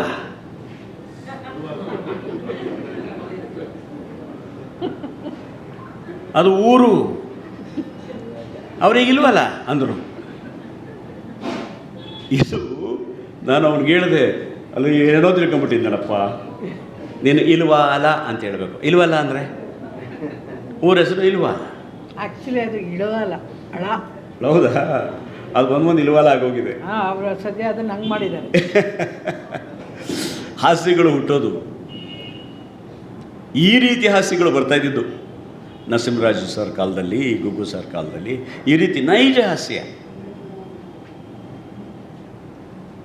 ನರಸಿಂಹರಾಜವ್ರ ಒಂದು ಹಾಸ್ಯ ಈಗಲೂ ನೋಡ್ಕೊಳ್ಳಿ, ಅದು ಜಗಮೆಚ್ಚಿದ ಮಗ ಅಥವಾ ಕಟಾರಿ ವೀರ ಅನಿಸುತ್ತೆ. ಕಟ್ಟಾಕ್ತಾರೆ, ಕುದುರೆ ಮೇಲಿಂದ ಬಂದು ಹೊಡಿಬೇಕು, ಅವನು ಹಿಂಗೆ ಕಡೆಯಿಂದ ಬಂದು ಹೊಡಿತಾನೆ, ಏನೇನೋ ಚಿಚ್ಚತ್ವಾಗಿ ತಪ್ಪಿಸ್ಕೊಂಡ್ಬಿಡ್ತಾರೆ, ಹೊಡಿಯೋಕ್ಕೆ ಆಗಲ್ಲ ಅವನಿಗೆ 3 ಸರಿನೂ. ಅಲ್ಲಿ ಡೈಲಾಗೇ ಇಲ್ಲ. ಐ ಥಿಂಕ್ ಕಟಾರಿ ವೀರ, ಅದು ಮರ್ತೇ ಹೋಗಲ್ಲ. ಹಾಸ್ಯವನ್ನು ಕಟ್ಟಲೂಬಹುದು, ಅದು ಕೇವಲ ಹಾಸ್ಯಕ್ಕೆ. ನಾವು ಹೋದ ಕಡೆ ಎಲ್ಲ ಕೆಲವು ಕಟ್ಕೊಂಡು ಹೇಳ್ತೀವಿ, ಹುಟ್ಟಿರೋದನ್ನು ಹೇಳ್ತೀವಿ, ನಗಿಸ್ಬೇಕಲ್ಲ. ಹುಟ್ಟಿದಂಥ ಹಾಸ್ಯ ಅಂದರೆ ಯಾವುದು? ಈಗ ದೀಪ ಹಚ್ತಾ ಇದೀವಪ್ಪ ನಾವು. ಆ ದೀಪ ಹಚ್ಚಬೇಕಾದ್ರೆ ನಮ್ಮ ಸಹೋದರಿಯರು ಅದ್ಭುತವಾಗಿ ಹಾಡು ಹೇಳೋದು ದೀಪದ ಬಗ್ಗೆ. ಆ ಥರ ದೀಪ, ಈ ಥರ ದೀಪ, ಇದರ ದೀಪ, ದೈವ ದೀಪ ಏನೋ ಹೇಳಿದ್ರು, ಸ್ವರೂಪ ದೀಪ. ಆ ದೀಪದ ಬಗ್ಗೆನೂ ನಾವು ಹಾಸ್ಯ ಬರೀಬೋದು. ಹಾಸ್ಯ ಎಲ್ಲೆಲ್ಲಿ ಹುಡುಕ್ಬೋದು ಅಂದರೆ ದೀಪದಿಂದ ಹಿಡಿದು ಎಲ್ಲಿಂದ ಬೇಕಾದ್ರೂ ಹುಡುಕ್ಬೋದು. ಹಚ್ಚೇವು ಕನ್ನಡದ ದೀಪ, ಕರುನಾಡ ದೀಪ, ಸಿರಿನಡೆಯ ದೀಪ, ಒಲವೆತ್ತಿ ತೋರುವ ದೀಪ, ಹಚ್ಚೇವು ಕನ್ನಡದ ದೀಪ. ಇದು ದೀಪ ಹಚ್ಚುವಾಗ ಹೇಳೋದು. ಅದನ್ನು ನಾವು ಹಾಸ್ಯಕ್ಕೆ ಬಳಸೋದು. ಹಚ್ಚೇವು ಕೂದಲಿಗೆ ಕಪ್ಪ, ಗೋದ್ರೇಜು ಕಪ್ಪ, ಇಂಡೀಕ ಕಪ್ಪ, ಮಿರಮಿರನೆ ಹೊಳೆಯುವ ಕಪ್ಪ, ಹಚ್ಚೇವು ಕೂದಲಿಗೆ ಕಪ್ಪ. ಬಿಳಿಗೋದಲುಗಳು ಎಲ್ಲೆಲ್ಲೇ ಇರಲಿ, ಹುಡುಕುಡುಕಿ ಕಪ್ಪ ಹಚ್ಚೇವು. ಹಿಂದೆಯೇ ಇರಲಿ, ಸಂಧಿಯಲೇ ಇರಲಿ, ಕಲಕಲಸಿ ಕಪ್ಪ ಮೆತ್ತೇವು. ಆಂಟಿಯರೇ ಬರಲಿ, ಹುಡುಗಿಯರೇ ಇರಲಿ, ಬಣ್ಣದಲೆ ಕಣ್ಣ ಕುಕ್ಕೇವು. ಸಮಯವೇ ಇರಲಿ, ಇಲ್ಲದೆ ಇರಲಿ, ಮುಂಜಾನೆ ಕುಳಿತು ಬಳಿದೆವು. ಫ್ರಂಟಲ್ಲೂ ಹಚ್ಚಿ, ಬ್ಯಾಕಲ್ಲೂ ಹಚ್ಚಿ, ಮುದಿತನವ ನಾವು ಮುಚ್ಚೇವು. ಹಚ್ಚೇವು ಕೂದಲಿಗೆ ಕಪ್ಪ, ಗೋದ್ರೇಜು ಕಪ್ಪ, ಇಂಡೀಕ ಕಪ್ಪ, ಮಿರಮಿರನೆ ಹೊಳೆಯುವ ಕಪ್ಪ, ಹಚ್ಚೇವು ಕೂದಲಿಗೆ ಕಪ್ಪ. ಅಲ್ವೇನ್ರಿ, ನಮ್ಮ ಗೆಳತಿ ಹಚ್ಚಿದ್ರು, ಎಷ್ಟು ಚೆನ್ನಾಗಿ ಹಚ್ಚಿದ್ದಾರೆ. ಹಾಂ ಅಂದರೆ ಹೊದ್ಬಿಟ್ರಿ. ಯಾವುದು ಇರಲಿ, ಕೆಲವರು ನ್ಯಾಚುರಲ್ ಆಗಿರುತ್ತೆ, ದೇವ್ರ ಕೊಡುಗೆ. ಕೆಲವ್ರಿಗೆ ಹಚ್ಚದೇ ಇದ್ದರೆ ಒಳ್ಳೆಯದು, ವೈಟ್ ತುಂಬ ಚೆನ್ನಾಗಿ ಕಾಣುತ್ತೆ, ಅದು ಸಿ ಅಶ್ವಥ್ ಅವ್ರ ಥರ. ಕೆಲವರು ಹಚ್ಚಿ ಅದನ್ನು ಅದು ಹೇಳಿದ್ನಲ್ಲ ಆಗಲೇ, ಮುದಿತನವ ನಾವು ಮುಚ್ಚೇವು ಅನ್ನೋ ಉದ್ದೇಶಕ್ಕೋಸ್ಕರ ಮಾಡಿಕೊಡ್ತೀವಿ. ಇದು ಕಟ್ಟುವ ಹಾಸ್ಯ. ಒಟ್ಟಾರೆ ನಗ್ತಾ ಇರ್ಬೇಕ್ರಿ, ಜೀವನನೇ ಅಷ್ಟು. ನಗ್ತಾ ಇರಿ. ಶರೀರ ಚೆನ್ನಾಗಿರಬೇಕಾ, ಯೋಗ ಮಾಡಿ. ಉಸಿರಾಟ ಚೆನ್ನಾಗಿರಬೇಕಾ, ಪ್ರಾಣಾಯಾಮ ಮಾಡಿ. ಆತ್ಮ ಚೆನ್ನಾಗಿರಬೇಕಾ, ಧ್ಯಾನ ಮಾಡಿ. ಸಮಾಜ ಚೆನ್ನಾಗಿರ್ಬೇಕಾ ಕೆಲಸ ಮಾಡಿ, ಜೀವನ ಚೆನ್ನಾಗಿರ್ಬೇಕಾ ನಗುಮುಖ ಮಾಡಿ ಅಷ್ಟೇ. ನಗು ಅದೊಂದು ಅದ್ಯಾವುದೋ ಹಾಸ್ಯಾಸ್ಪದ ಅಲ್ಲ. ದಿಸ್ ಇಸ್ ಒಂದು ವೆಪನ್, ಅದು ಅಸ್ತ್ರ ಅದು. ಅದನ್ನು ಮುಖದ ಮೇಲೆ ಇಟ್ಕೊಂಡ್ರೆ ಯಾವನು ಮುಟ್ಟಕ್ಕ ಚೂರಿ ಚುಚ್ಚಕ್ಕೆ ಬಂದನು ವಾಪಸ್ ಹೋಗ್ಬಿಡ್ತಾನೆ, ಹುಜ್ಜನ ಮಗ ಇರಬೇಕು ಇವನಂತ. ನಗುವಿನ ಪವರ್ ಅದು, ಅದನ್ನು ಅಸ್ತ್ರ ಮಾಡ್ಕೊಳ್ಳಿ ಅಂತ ಹೇಳೋದು ನಾವು. ನಗು ನಮಗೆ ಅಸ್ತ್ರ ಆಗಬೇಕು, ಅದೇ ವಸ್ತ್ರವಾಗಬೇಕು, ಅದೇ ಶಸ್ತ್ರವಾಗಬೇಕು, ಆಗಲೇ ಬದುಕು. ಎಲ್ರಿಗೂ ಒಳ್ಳೆಯದಾಗಲಿ. ನನ್ನನ್ನು ಪ್ರೀತಿಯಿಂದ ಬರಮಾಡಿಕೊಂಡು ಒಂದೆರಡು ಮಾತುಗಳನ್ನ ಆಡೋದಕ್ಕೆ ಅವಕಾಶ ಕೊಟ್ಟಂಥ ಕಮಲಾದೇವಿಯವರಿಗೆ ಹಾಗೂ ಇದನ್ನು ಅಚ್ಚುಕಟ್ಟಾಗಿ ಚಿತ್ರೀಕರಣ ಮಾಡುತ್ತಿರತಕ್ಕಂಥ ನಮ್ಮ total Kannada YouTube channel Mohan ಅವರು ನಿಂತ್ಕೊಂಡು ಏನು ಗೊತ್ತಿಲ್ಲದಿರೋ ಥರ ಕ್ಯಾಮ್ರಾ ಮಾಡ್ತಿದ್ದಾರೆ. ಅದ್ಭುತವಾದ ಎಡಿಟರ್ ಅವರು. ನಾನು ಬಾನಾಡಿ ಅನ್ನೋ ಚಿತ್ರ ನಿರ್ದೇಶನ ಮಾಡಿದೆ, ಅದಕ್ಕೆ ಸಂಕಲನಕಾರ ಇವರೇ. ಅವ್ರಿಗೊಂದು ಚಪ್ಪಾಳೆ ಕೊಡ್ಬೋದು. ಇದು ಇಲ್ಲ ಅವ್ರ ಪಾಪ, ಅವ್ರು ಯಾವಾಗ ಏನು ಕೆಲಸ ಸಿಗ್ತಾರೋ ಅಚ್ಚುಕಟ್ಟಾಗಿ ಮಾಡ್ತಾಯಿರ್ತಾರೆ. ಚಲನಚಿತ್ರ ಸಂಕಲನ ನಮ್ಮನೆಗೂ ಬಂದಿದೆ. ಗಿರೀಶ್ ಕಾಸರವಳ್ಳಿಯವರ ಅವ್ರ ಮಕ್ಕಳ ಎಲ್ಲ ಚಿತ್ರಗಳಿಗೆ, ಕಿರುಚಿತ್ರಗಳಿಗೆ ಇವರು ಸಂಕಲನವನ್ನು ಮಾಡ್ತಾರೆ. ಇನ್ನೊಬ್ಬ ಕಲಾವಿದರು ನೋಡಿ ಮೂಲೆಯಲ್ಲಿ ಕೂತಿದ್ದಾರೆ, ಏನೂ ಗೊತ್ತಿಲ್ಲ ಇರೋ ಥರ. ಎದಿದ್ಕೊಳ್ಳಿ, ಗಣೇಶ್ ಅಂತ ಚಲನಚಿತ್ರ, ಕಿರುತೆರೆ, ಸಿನಿಮಾಗಳಲ್ಲಿ ಪಾತ್ರ ಮಾಡ್ತಾರೆ. ಈ ವಿನಯತೆಗಳಿರಬೇಕು ಕಲಾವಿದರುಗಳಿಗೆ, ಆವಾಗ ಕಲಾವಿದರು ಬೆಳೀತಾರೆ. ಇದನ್ನೆಲ್ಲ ನಾವು ಅಣ್ಣವ್ರನ್ನ ನೋಡಿ ಎಲ್ಲವೂ ಕಲಿತಲೇ ಇರ್ತೀವಿ. ಅವರಲ್ಲಿದ್ದಂಥ ಸೌಜನ್ಯ, ಅವರಲ್ಲಿದ್ದಂಥ ಎಷ್ಟು ಎತ್ತರಕ್ಕೆ ಬೆಳೆದರೂ ಕೂಡ ಬೆಳೆದಂಥ ದೇವತಾ ಮನುಷ್ಯ, ಅಂತಹ ಕಲಾವಿದರು ಅವರ ಹಾದಿಯಲ್ಲಿ, ಅವರ ಮಾರ್ಗದರ್ಶನದಲ್ಲಿ, ಅವರ ಚಿತ್ರಗಳನ್ನು ನೋಡುತ್ತಾ, ಅವರ ಕಥೆಗಳನ್ನು ಓದುತ್ತಾ ನಾವು ಕೂಡ ಆ ಹಾದಿಯಲ್ಲಿ ಸಾಗಬೇಕಾದ್ದು ನಮ್ಮ ಕರ್ತವ್ಯವಾಗಿದೆ. ಎಲ್ರಿಗೂ ನಮಸ್ಕಾರ. ಒಳ್ಳೆಯದು.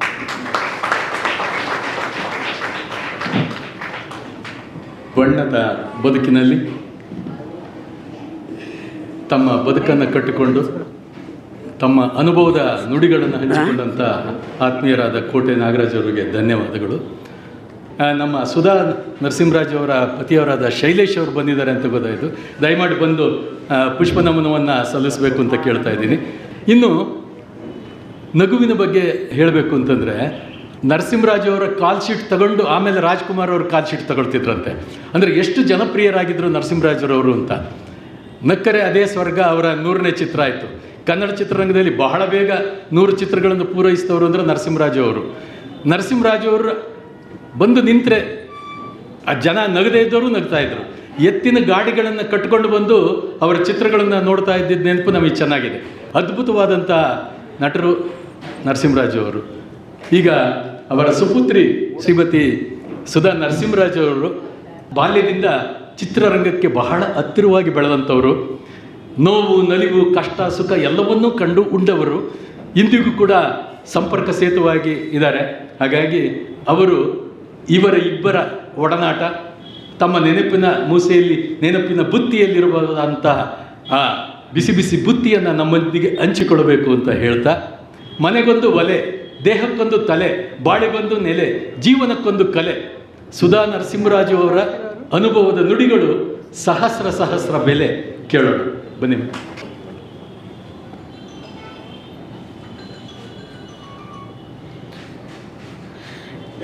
ನೆರೆದಿರುವ ಎಲ್ಲ ನನ್ನ ಬಂಧುಗಳಿಗೆ, ಕನ್ನಡ ಕಲಾಭಿಮಾನಿಗಳಿಗೆ, ವೇದಿಕೆಯ ಮೇಲೆ ಉಪಸ್ಥಿತರಿರುವ ಗಣ್ಯರಿಗೆ, ನನ್ನ ಸಹೋದ್ಯೋಗಿ ಮಿತ್ರ ಕೋಟೆಯವರಿಗೆ ಹಾಗೂ ಈ ಕಾರ್ಯಕ್ರಮದ ರೂವಾರಿ ಶ್ರೀಮತಿ ಕಮಲಮ್ಮ, ಎಲ್ರಿಗೂ ನನ್ನ ಹೃದಯಪೂರ್ವಕ ನಮಸ್ಕಾರ. ಇವತ್ತಿನ ಈ ಕಾರ್ಯಕ್ರಮ ನಿಜವಾಗ್ಲೂ ತುಂಬ ವಿಶೇಷ ಅಂತ ನನಗನ್ಸುತ್ತೆ. ಏಕಾಏಕಿ ನನಗೆ ಒಂದಿನ ಒಂದು ಕರೆ ಬರುತ್ತೆ. ಬಂದಾಗ ಕಮಲಮ್ಮ ಅವರು ನನಗೆ ಕರೆ ಮಾಡಿದಾಗ ಅವರ ಒಂದು ಪರಿಚಯವನ್ನು ಮಾಡಿಕೊಂಡಾಗ ಹೀಗೆ ನಾನು BHLಯಿಂದ ನಾನು ರಿಟೈರ್ ಆಗಿದ್ದೀನಿ, ಹೀಗೆ ನಾನು ಕಮಿಡಿಯನ್ ಗುಗ್ಗು ಅವರ ಮಗಳು ಅಂತಂದರು. ನಂಗೆ ತುಂಬ ಸಂತೋಷ ಆಯಿತು. ಅವರು ನನ್ನ ನಂಬರನ್ನು ತುಂಬ ದಿವಸದಿಂದ ಹುಡುಕಿ ನನ್ನನ್ನು ಈ ಕಾರ್ಯಕ್ರಮಕ್ಕೆ ಬರಮಾಡ್ಕೋಬೇಕು ಅಂತ ನನ್ನನ್ನು ಆಹ್ವಾನಿಸಿದಾಗ ನಂಗೆ ತುಂಬ ಸಂತೋಷ ಆಯಿತು. ಯಾಕೆಂತಂದರೆ ಎಲ್ಲರ ಕಾರ್ಯಕ್ರಮಗಳು ಎಲ್ಲ ಕಡೆ ನಡೀತಾ ಇರುತ್ತೆ. ಎಲೆ ಮರೆಕಾಯಿಯಾಗಿದ್ದ ನಮ್ಮ ಗುಗ್ಗು ಅಂಕಲ್ ಅವ್ರನ್ನ ಅವರ ಫ್ಯಾಮಿಲಿ ಅವರು ಸಂಭ್ರಮಿಸ್ತಿರೋದು ನಿಜವಾಗ್ಲೂ ತುಂಬ ಯಾರಿಗೂ ಕಾಯಿದೆ. ನಾವೇ ಒಂದು ಕಾರ್ಯಕ್ರಮವನ್ನು ಹಮ್ಮಿಕೊಂಡು ಕೆಲವು 5 ವರ್ಷಗಳಿಂದ ಈ ಕಾರ್ಯಕ್ರಮಗಳನ್ನು ಮಾಡ್ಕೊಂಡು ಬಂದಿದ್ದಾರೆ ಅಂತ ಕೇಳಿದಾಗ ನನಗೆ ತುಂಬ ಹೆಮ್ಮೆ ಅನ್ನಿಸ್ತು. ಒಬ್ಬ ಒಂಟಿ ಹೆಣ್ಮಗು ಇಂಥ ಒಂದು ಕಾರ್ಯಕ್ರಮ ಮಾಡ್ತಿದ್ದಾರೆ ಅಂತಂದರೆ ನಿಜವಾಗ್ಲೂ ನಾವು ಅವ್ರಿಗಿಂತ ಜೋರಾದ ಚಪ್ಪಾಳೆಯನ್ನು ಕೊಡಬೇಕಾಗುತ್ತೆ. ನಾನು ನಮ್ಮ ತಂದೆದೊಂದು ಹಾಸ್ಯ ಚಕ್ರವರ್ತಿ ಅಂತ ಒಂದು ಕಾರ್ಯಕ್ರಮ ದೂರದರ್ಶನಕ್ಕಾಗಿ ಮಾಡಿದ್ದೆ. ಒಂದು 52 ಕಂತುಗಳಲ್ಲಿ ಅದು ಪ್ರಸಾರ ಆಯಿತು. ಅದು ನಾನೇ ನಿರ್ಮಾಣ ಮಾಡಿ ನಿರ್ದೇಶನ ಮಾಡಿದಂತಹ ಕಾರ್ಯಕ್ರಮ. ಅದರ ಮುಖ್ಯ ಉದ್ದೇಶ ಏನಾಗಿತ್ತು ಅಂತಂದರೆ, ನಮ್ಮ ತಂದೆಯವರ ಜೀವನದ ಶೈಲಿ ಹೇಗಿತ್ತು, ಅವರ ಬದುಕು ಹೇಗಿತ್ತು, ಅವರ ವೃತ್ತಿ ಬದುಕಿರ್ಬೋದು ಅಥವಾ ಸಂಸಾರದ ಬದುಕಿರ್ಬೋದು, ಸ್ನೇಹಿತರ ಜೊತೆಗೆ ಒಡನಾಟ, ಹೀಗೆ ಅವರ ಅಭ್ಯಾಸಗಳು ಹವ್ಯಾಸಗಳು ಇವೆಲ್ಲ ಹೇಗಿತ್ತು ಅಂತ ತಿಳ್ಕೊಳ್ಳೋ ಒಂದು ಕುತೂಹಲ ನನಗಿತ್ತು. ಯಾಕೆಂದರೆ ನಾನು ನಮ್ಮ ತಂದೆಯವರನ್ನ ಕಳ್ಕೊಂಡಾಗ ನನಗೆ ಕೇವಲ 12 ವರ್ಷ ಅಷ್ಟೆ. ಹಾಗಾಗಿ ನನಗೆ ಅವರ ತುಂಬ ಹಿಂದಿನ ಒಂದು ಬದುಕು ನನಗೆ ಗೊತ್ತಿರಲಿಲ್ಲ. ಆ 12 ವರ್ಷಗಳಲ್ಲಿ ನಾನು ಏನನ್ನು ಕಂಡಿದ್ದೆ ಅದರಲ್ಲೂ ಒಂದು 4 ವರ್ಷದವರೆಗೂ ನಮಗೇನೂ ನೆನಪಿರಲ್ಲ ಬಿಡಿ.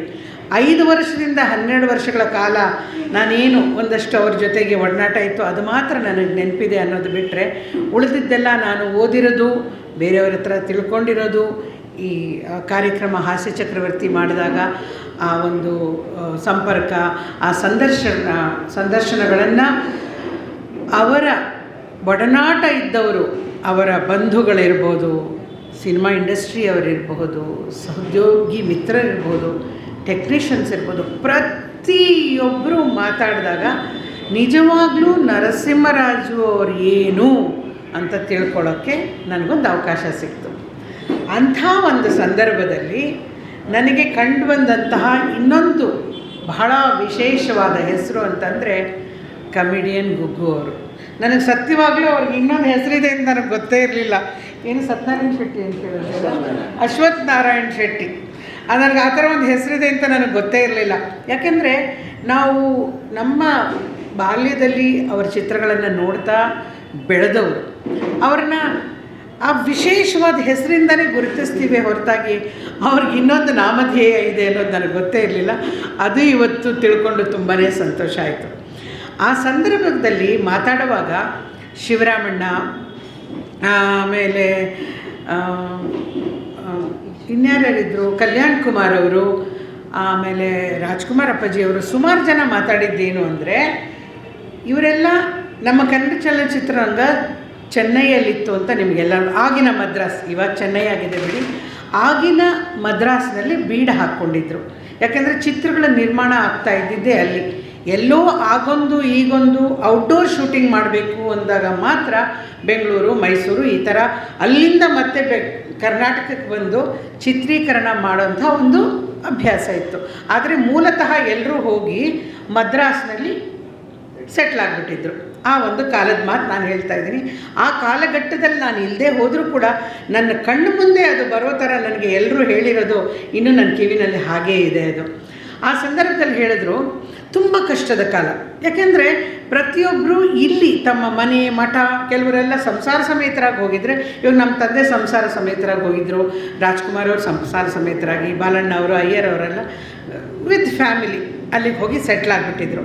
ಇನ್ನು ಕೆಲವರು ಏನು ಮಾಡಿದ್ರು, ಈ ಚಿತ್ರರಂಗದಲ್ಲಿ ಬೆಳಬೇಕು, ಇರಬೇಕು, ಅಲ್ಲೇನೋ ಒಂದು ಸಾಧನೆ ಮಾಡಬೇಕು ಅನ್ನೋ ಆಸೆಯಿಂದ ಕೆಲವರೆಲ್ಲ ಆಗಾಗ ಏನೋ ಒಂದು ಕಾಂಟ್ಯಾಕ್ಟ್, ನನಗೆ ನರಸಿಂಹರಾಜು ಅವ್ರಿಗೆ ಗೊತ್ತು, ನನಗೆ ರಾಜ್ಕುಮಾರ್ ಅವ್ರಿಗೆ ಗೊತ್ತು, ಬಾಲಣ್ಣ ಅವ್ರಿಗೆ ಗೊತ್ತು, ಹೀಗೆ ನನಗೆ ಯಾರೋ ಒಬ್ರು ಗೊತ್ತು ಅಂತ ಇಲ್ಲಿಂದ ಗಂಟು ಮುಟ್ಟೆ ಕಟ್ಕೊಂಡು ಮದ್ರಾಸ್ಗೆ ಹೋಗುವಂಥ ಒಂದು ಅಭ್ಯಾಸ ಇತ್ತು. ಆ ಥರ ಹೋದವರು ಅಲ್ಲಿ ದಿನೇಶ್ ಅಂಕಲ್ಲು ಒಬ್ಬರು ನಮ್ಮ ಮನೆಗೆ ಬಂದಿದ್ದವರು ಅವರು. ಆ ಕಾಲದಲ್ಲಿ ನಾವೆಲ್ಲ ಮಹಲ್ಗಳ ಹೆಸರನ್ನು ಕೇಳಿದ್ದೀವಿ. ತಾಜ್ ಮಹಲ್ ಇರ್ಬೋದು, ಹವಾ ಮಹಲ್ ಇರ್ಬೋದು, ಲಲಿತ್ ಮಹಲ್ ಇರ್ಬೋದು ಅಂತ. ಗುಗ್ಗು ಮಹಲ್ ಅಂತ ಕೇಳಿದಾಗ ನಂಗೆ ತುಂಬ ಆಶ್ಚರ್ಯ ಆಯಿತು. ಇದು ಗುಗ್ಗು ಮಹಲ್ ಅಂತ ಎಲ್ಲರೂ ಹೇಳ್ತಿದಾರಲ್ಲ ಅಂತ. ಅದು ನೋಡಿದ್ರೆ ನಮ್ಮ ಗುಗ್ಗು ಅಂಕಲ್ ಅವರು ಅವರ ಒಂದು ಕುಟೀರಕ್ಕೆ ಅವರು ವಾಸವಾಗಿದ್ದಂತಹ ಒಂದು ಜಾಗಕ್ಕೆ ಗುಗ್ಗು ಮಹಲ್ ಅಂತ ಹೆಸರಿತ್ತಂತೆ. ಅದರ ವಿಶೇಷ ಏನು ಅಂತಂದರೆ, ಯಾರಿಗೂ ಕೆಲಸ ಇಲ್ಲದೆ ಇದ್ದಾಗ ಸಂಜೆ ಹೊತ್ತು ಎಲ್ಲ ತಮ್ಮ ದಿನನಿತ್ಯದ ಕೆಲಸಗಳನ್ನೆಲ್ಲ ಮುಗಿಸ್ಕೊಂಡು ಸಂಜೆ ಆದರೆ ಆ ಒಂದು ಮಹಲ್ನಲ್ಲಿ ಇವರು ಹೋಗಿ ಎಲ್ಲರೂ ಸೇರ್ತಿದ್ರು. ಯಾರು ಸೇರ್ತಿದ್ರು? ಇಡೀ ಕನ್ನಡ ಇಂಡಸ್ಟ್ರಿಯಲ್ಲಿರುವಂತಹ ಕಲಾವಿದರು, ಹೆಚ್ಚಿನ ಪೈಕಿ ಎಲ್ಲರೂ, ಅದು ಹೆಣ್ಮಕ್ಳಾಗಿರ್ಬೋದು ಗಂಡಸರಾಗಿರ್ಬೋದು, ಎಲ್ಲರೂ ಅಲ್ಲಿ ಸೇರಿ ಚರ್ಚೆ ನಡೆಸ್ತಾ ಇದ್ದಿದ್ದು. ಯಾಕೆ? ಯಾರೋ ಒಬ್ಬರು ಸಿನಿಮಾ ಮಾಡ್ತಿದ್ದಾರೆ, ಈ ಒಂದು ಪ್ರೊಡಕ್ಷನ್ ಹೌಸ್ ಚಿತ್ರ ನಿರ್ಮಾಣ ಮಾಡ್ತಿದ್ದಾರೆ, ಈ ಡೈರೆಕ್ಟ್ರು ಯಾರೋ ಒಂದು ಕಲಾವಿದರನ್ನ ಹುಡುಕ್ತಾ ಇದ್ದಾರೆ. ಹೀಗೆ ಒಬ್ಬರ ಬಾಯಿಂದ ಒಬ್ಬರ ಬಾಯಿಗೆ ಈ ಮಾತುಗಳ ಹರಡಿದಾಗ ಏನಾಯಿತು, ಎಲ್ರಿಗೂ ಕೆಲಸ ಸಿಗಕ್ಕೆ ಶುರುವಾಯಿತು. ಸೊ ಆ ಗುಗ್ಗು ಮಹಲ್ಲು ಒಂದು ಅರ್ಥದಲ್ಲಿ ಕನ್ನಡ ಇಂಡಸ್ಟ್ರಿಗೆ ಬುನಾದಿ ಆಯಿತು ಅಂತ ಹೇಳಿದ್ರೆ ಅದು ತಪ್ಪಾಗೋದಿಲ್ಲ. ಅಲ್ಲಿ ಎಲ್ಲರೂ ಸೇರ್ತಿದ್ರಂತೆ. ಇನ್ನೊಂದು ವಿಷಯ ನಾನು ಕೇಳ್ಪಟ್ಟಿದ್ದೇನು ಅಂದರೆ, ಅಲ್ಲಿ ಅವರ ಮನೆಗೆ ಬಂದವರು ಯಾರು ಹಸಿದು ಮತ್ತೆ ವಾಪಸ್ ಹೋಗ್ತಿರ್ಲಿಲ್ಲ ಅಂತ. ಒಂದು ತುತ್ತು ಅನ್ನನಾದರೂ ತಿಂದು ಅವರ ಮನೆಯಿಂದ ಹೋಗಲೇಬೇಕು, ಆ ಥರದ ವ್ಯವಸ್ಥೆ. ತನಗೆ ಕಷ್ಟ ಇದ್ದರೂ ಕೂಡ ತಾನೂ ಕೂಡ ಅದೇ ಬದುಕನ್ನು ಕಂಡುಕೊಂಡು ಬಂದಿರೋವಂಥ ಒಂದು ಸಂದರ್ಭದಲ್ಲಿ ಬಂದವರು ಯಾರು ಹಸ್ಕೊಂಡು ಹೋಗಬಾರ್ದು ಅನ್ನೋ ಒಂದು ಉದ್ದೇಶವನ್ನು ಅವರು ಇಟ್ಕೊಂಡು ಬಂದವರಿಗೆಲ್ಲ ಅನ್ನಪ್ರಸಾದ ಕೊಡ್ತಾ ಇದ್ದಿದ್ದು ನಿಜವಾಗ್ಲೂ ಇವ್ರನ್ನ ಇವತ್ತು ಸ್ಮರಣೆ ಮಾಡ್ಕೊಳ್ತಾ ಇರೋದು ಅವತ್ತು ಅವ್ರು ಮಾಡಿದಂತಹ ಒಂದು ಉತ್ತಮ ಕೆಲಸ. ಅನ್ನ ಹಾಕೋದು ತುಂಬ ಚಿಕ್ಕ ವಿಷಯ ಅಲ್ಲ. ಯಾಕೆ ಅಂತಂದರೆ, ಒಂದು ಕಷ್ಟದಲ್ಲಿದ್ದಾಗ ನಾವು ಮೊದಲು ಅಯ್ಯೋ ನನಗೆ, ನನ್ನ ಹೆಂಡತಿಗೆ, ನನ್ನ ಮಕ್ಕಳಿಗೆ ಅಂತ ಯೋಚನೆ ಮಾಡ್ತೀವಿ ಹೊರತು, 10 ಜನ ಬಂದಾಗ ನಾವು ಒಂದು ಸಲನಾದರೂ ಯೋಚನೆ ಮಾಡ್ತೀವಿ ನಾಳೆ ಬಗ್ಗೆ ಏನಪ್ಪ ಅಂತ. ಆದರೆ ಅವರು ಆ ಥರ ಎಂದೂ ಯೋಚನೆ ಮಾಡಿದವರಲ್ಲ ಅಂತ ನಮ್ಮ ತಂದೆ ಬಾಯಿಂದನೇ ನಾನು ಕೇಳಿದ್ದೀನಿ. ಹಾಗೇ ನಮ್ಮನೆಯಲ್ಲೂ ಕೂಡ ಅದೇ ಥರದ ಒಂದು ಅತಿಥಿ ಸತ್ಕಾರ ನಡೀತಾ ಇತ್ತು ಅಂತ ಇಡೀ ಇಂಡಸ್ಟ್ರಿ ಹೇಳಿದಾಗ ಎಂಥ ಉತ್ತಮವಾದ ಒಂದು ಜೀವಿಗಳು ಆ ಕಾಲದಲ್ಲಿ ನಮ್ಮ ಕನ್ನಡ ಚಿತ್ರರಂಗದಲ್ಲಿದ್ದರು. ಅವರ ಒಂದು ಕುಡಿಗಳಾಗಿ ನಾವಿವತ್ತು ನಿಮ್ಮ ಮುಂದೆ ನಿಂತಿದ್ದೀವಿ ಅಂದರೆ ಎಷ್ಟೋ ಜನ್ಮದ ಸೌಭಾಗ್ಯ. ಅದರಲ್ಲಿ ನಮ್ಮ ಕಮಲಾ ಅವರು ಅದೃಷ್ಟವಂತರು. ಯಾಕೆಂದರೆ ಒಂದು ಹಂತದಲ್ಲಿ ನಾವೆಲ್ಲ ಆ ಒಂದು ಯುಗದಲ್ಲಿ ಇದ್ದವರ ಒಂದು ಕುಡಿಗಳಾಗಿ ನಾವಿವತ್ತು ನಿಮ್ಮ ಮುಂದೆ ನಿಂತಿದ್ದೀವಿ ಅಂತಂದರೆ ನಿಜವಾಗ್ಲೂ ನಮ್ಮ 7 ಜನ್ಮದ ಸೌಭಾಗ್ಯ ಅಂತಲೇ ಹೇಳಬೇಕು. ಇನ್ನು ಗುಗ್ಗು ಅಂಕಲ್ ಸಿನಿಮಾಗಳಂತೂ ಅಯ್ಯೋ ಎಷ್ಟು ನೋಡಿದ್ದೀನೋ. ಹೆಸರುಗಳ ನೆನಪಿಲ್ಲದೆ ಇರ್ಬೋದು, ಆದರೆ ನನಗಿನ್ನೂ ಚೆನ್ನಾಗಿ ನೆನಪಿರೋದು ನಮ್ಮ ಚಿತ್ರ, ನಮ್ಮ ತಂದೆ ನಿರ್ಮಾಣ ಮಾಡಿದಂತಹ ಪ್ರೊಫೆಸರ್ ಹುಚ್ಚುರಾಯ ಚಿತ್ರದಲ್ಲಿ ಒಂದು ಪಾತ್ರವನ್ನು ಮಾಡಿದರು. ಅವರನ್ನು ನಾನು ಮುಖತಃ ಭೇಟಿ ಮಾಡಿದ್ದೀನಿ, ಮಾತಾಡಿದ್ದೀನಿ ಅಂತ ಹೇಳಿದ್ರೆ ನನ್ನ ಅದೃಷ್ಟ ಅಂತಲೇ ಹೇಳಬೇಕು. ನನ್ನ ಅದೃಷ್ಟದಲ್ಲಿ ಇನ್ನೂ ಹಲವಾರು ಜನ ಇದ್ದಾರೆ. ಯಾಕೆಂದರೆ ನಮ್ಮ ತಂದೆಯ ಸಮಕಾಲೀನರು ಹೆಚ್ಚು ಕಮ್ಮಿ 100ರಲ್ಲಿ 100ರಷ್ಟು ಭಾಗವನ್ನು ನಾನು ನೋಡಿದ್ದೀನಿ, ಮಾತಾಡಿದ್ದೀನಿ, ಅವ್ರ ಜೊತೇಲಿ ಕೂತ್ಕೊಂಡು ಊಟ ಮಾಡಿದ್ದೀನಿ ಅಂತ ಹೇಳಿದ್ರೆ ನನ್ನ ಸೌಭಾಗ್ಯವೇ ಸರಿ ಅಂತ ಹೇಳಬೇಕು. ಅಷ್ಟು ಅದೃಷ್ಟ ಮಾಡಿದ್ದೆ ನಾನು. ನನ್ನ ಒಂದು ಈ ವೃತ್ತಿ ಬದುಕು 40 ವರ್ಷಕ್ಕೆ ಈಗ ಟಚ್ ಆಗ್ತಿದೆ ಅಂತಂದರೆ ನನಗೆ ಆಶ್ಚರ್ಯ ಅನಿಸುತ್ತೆ.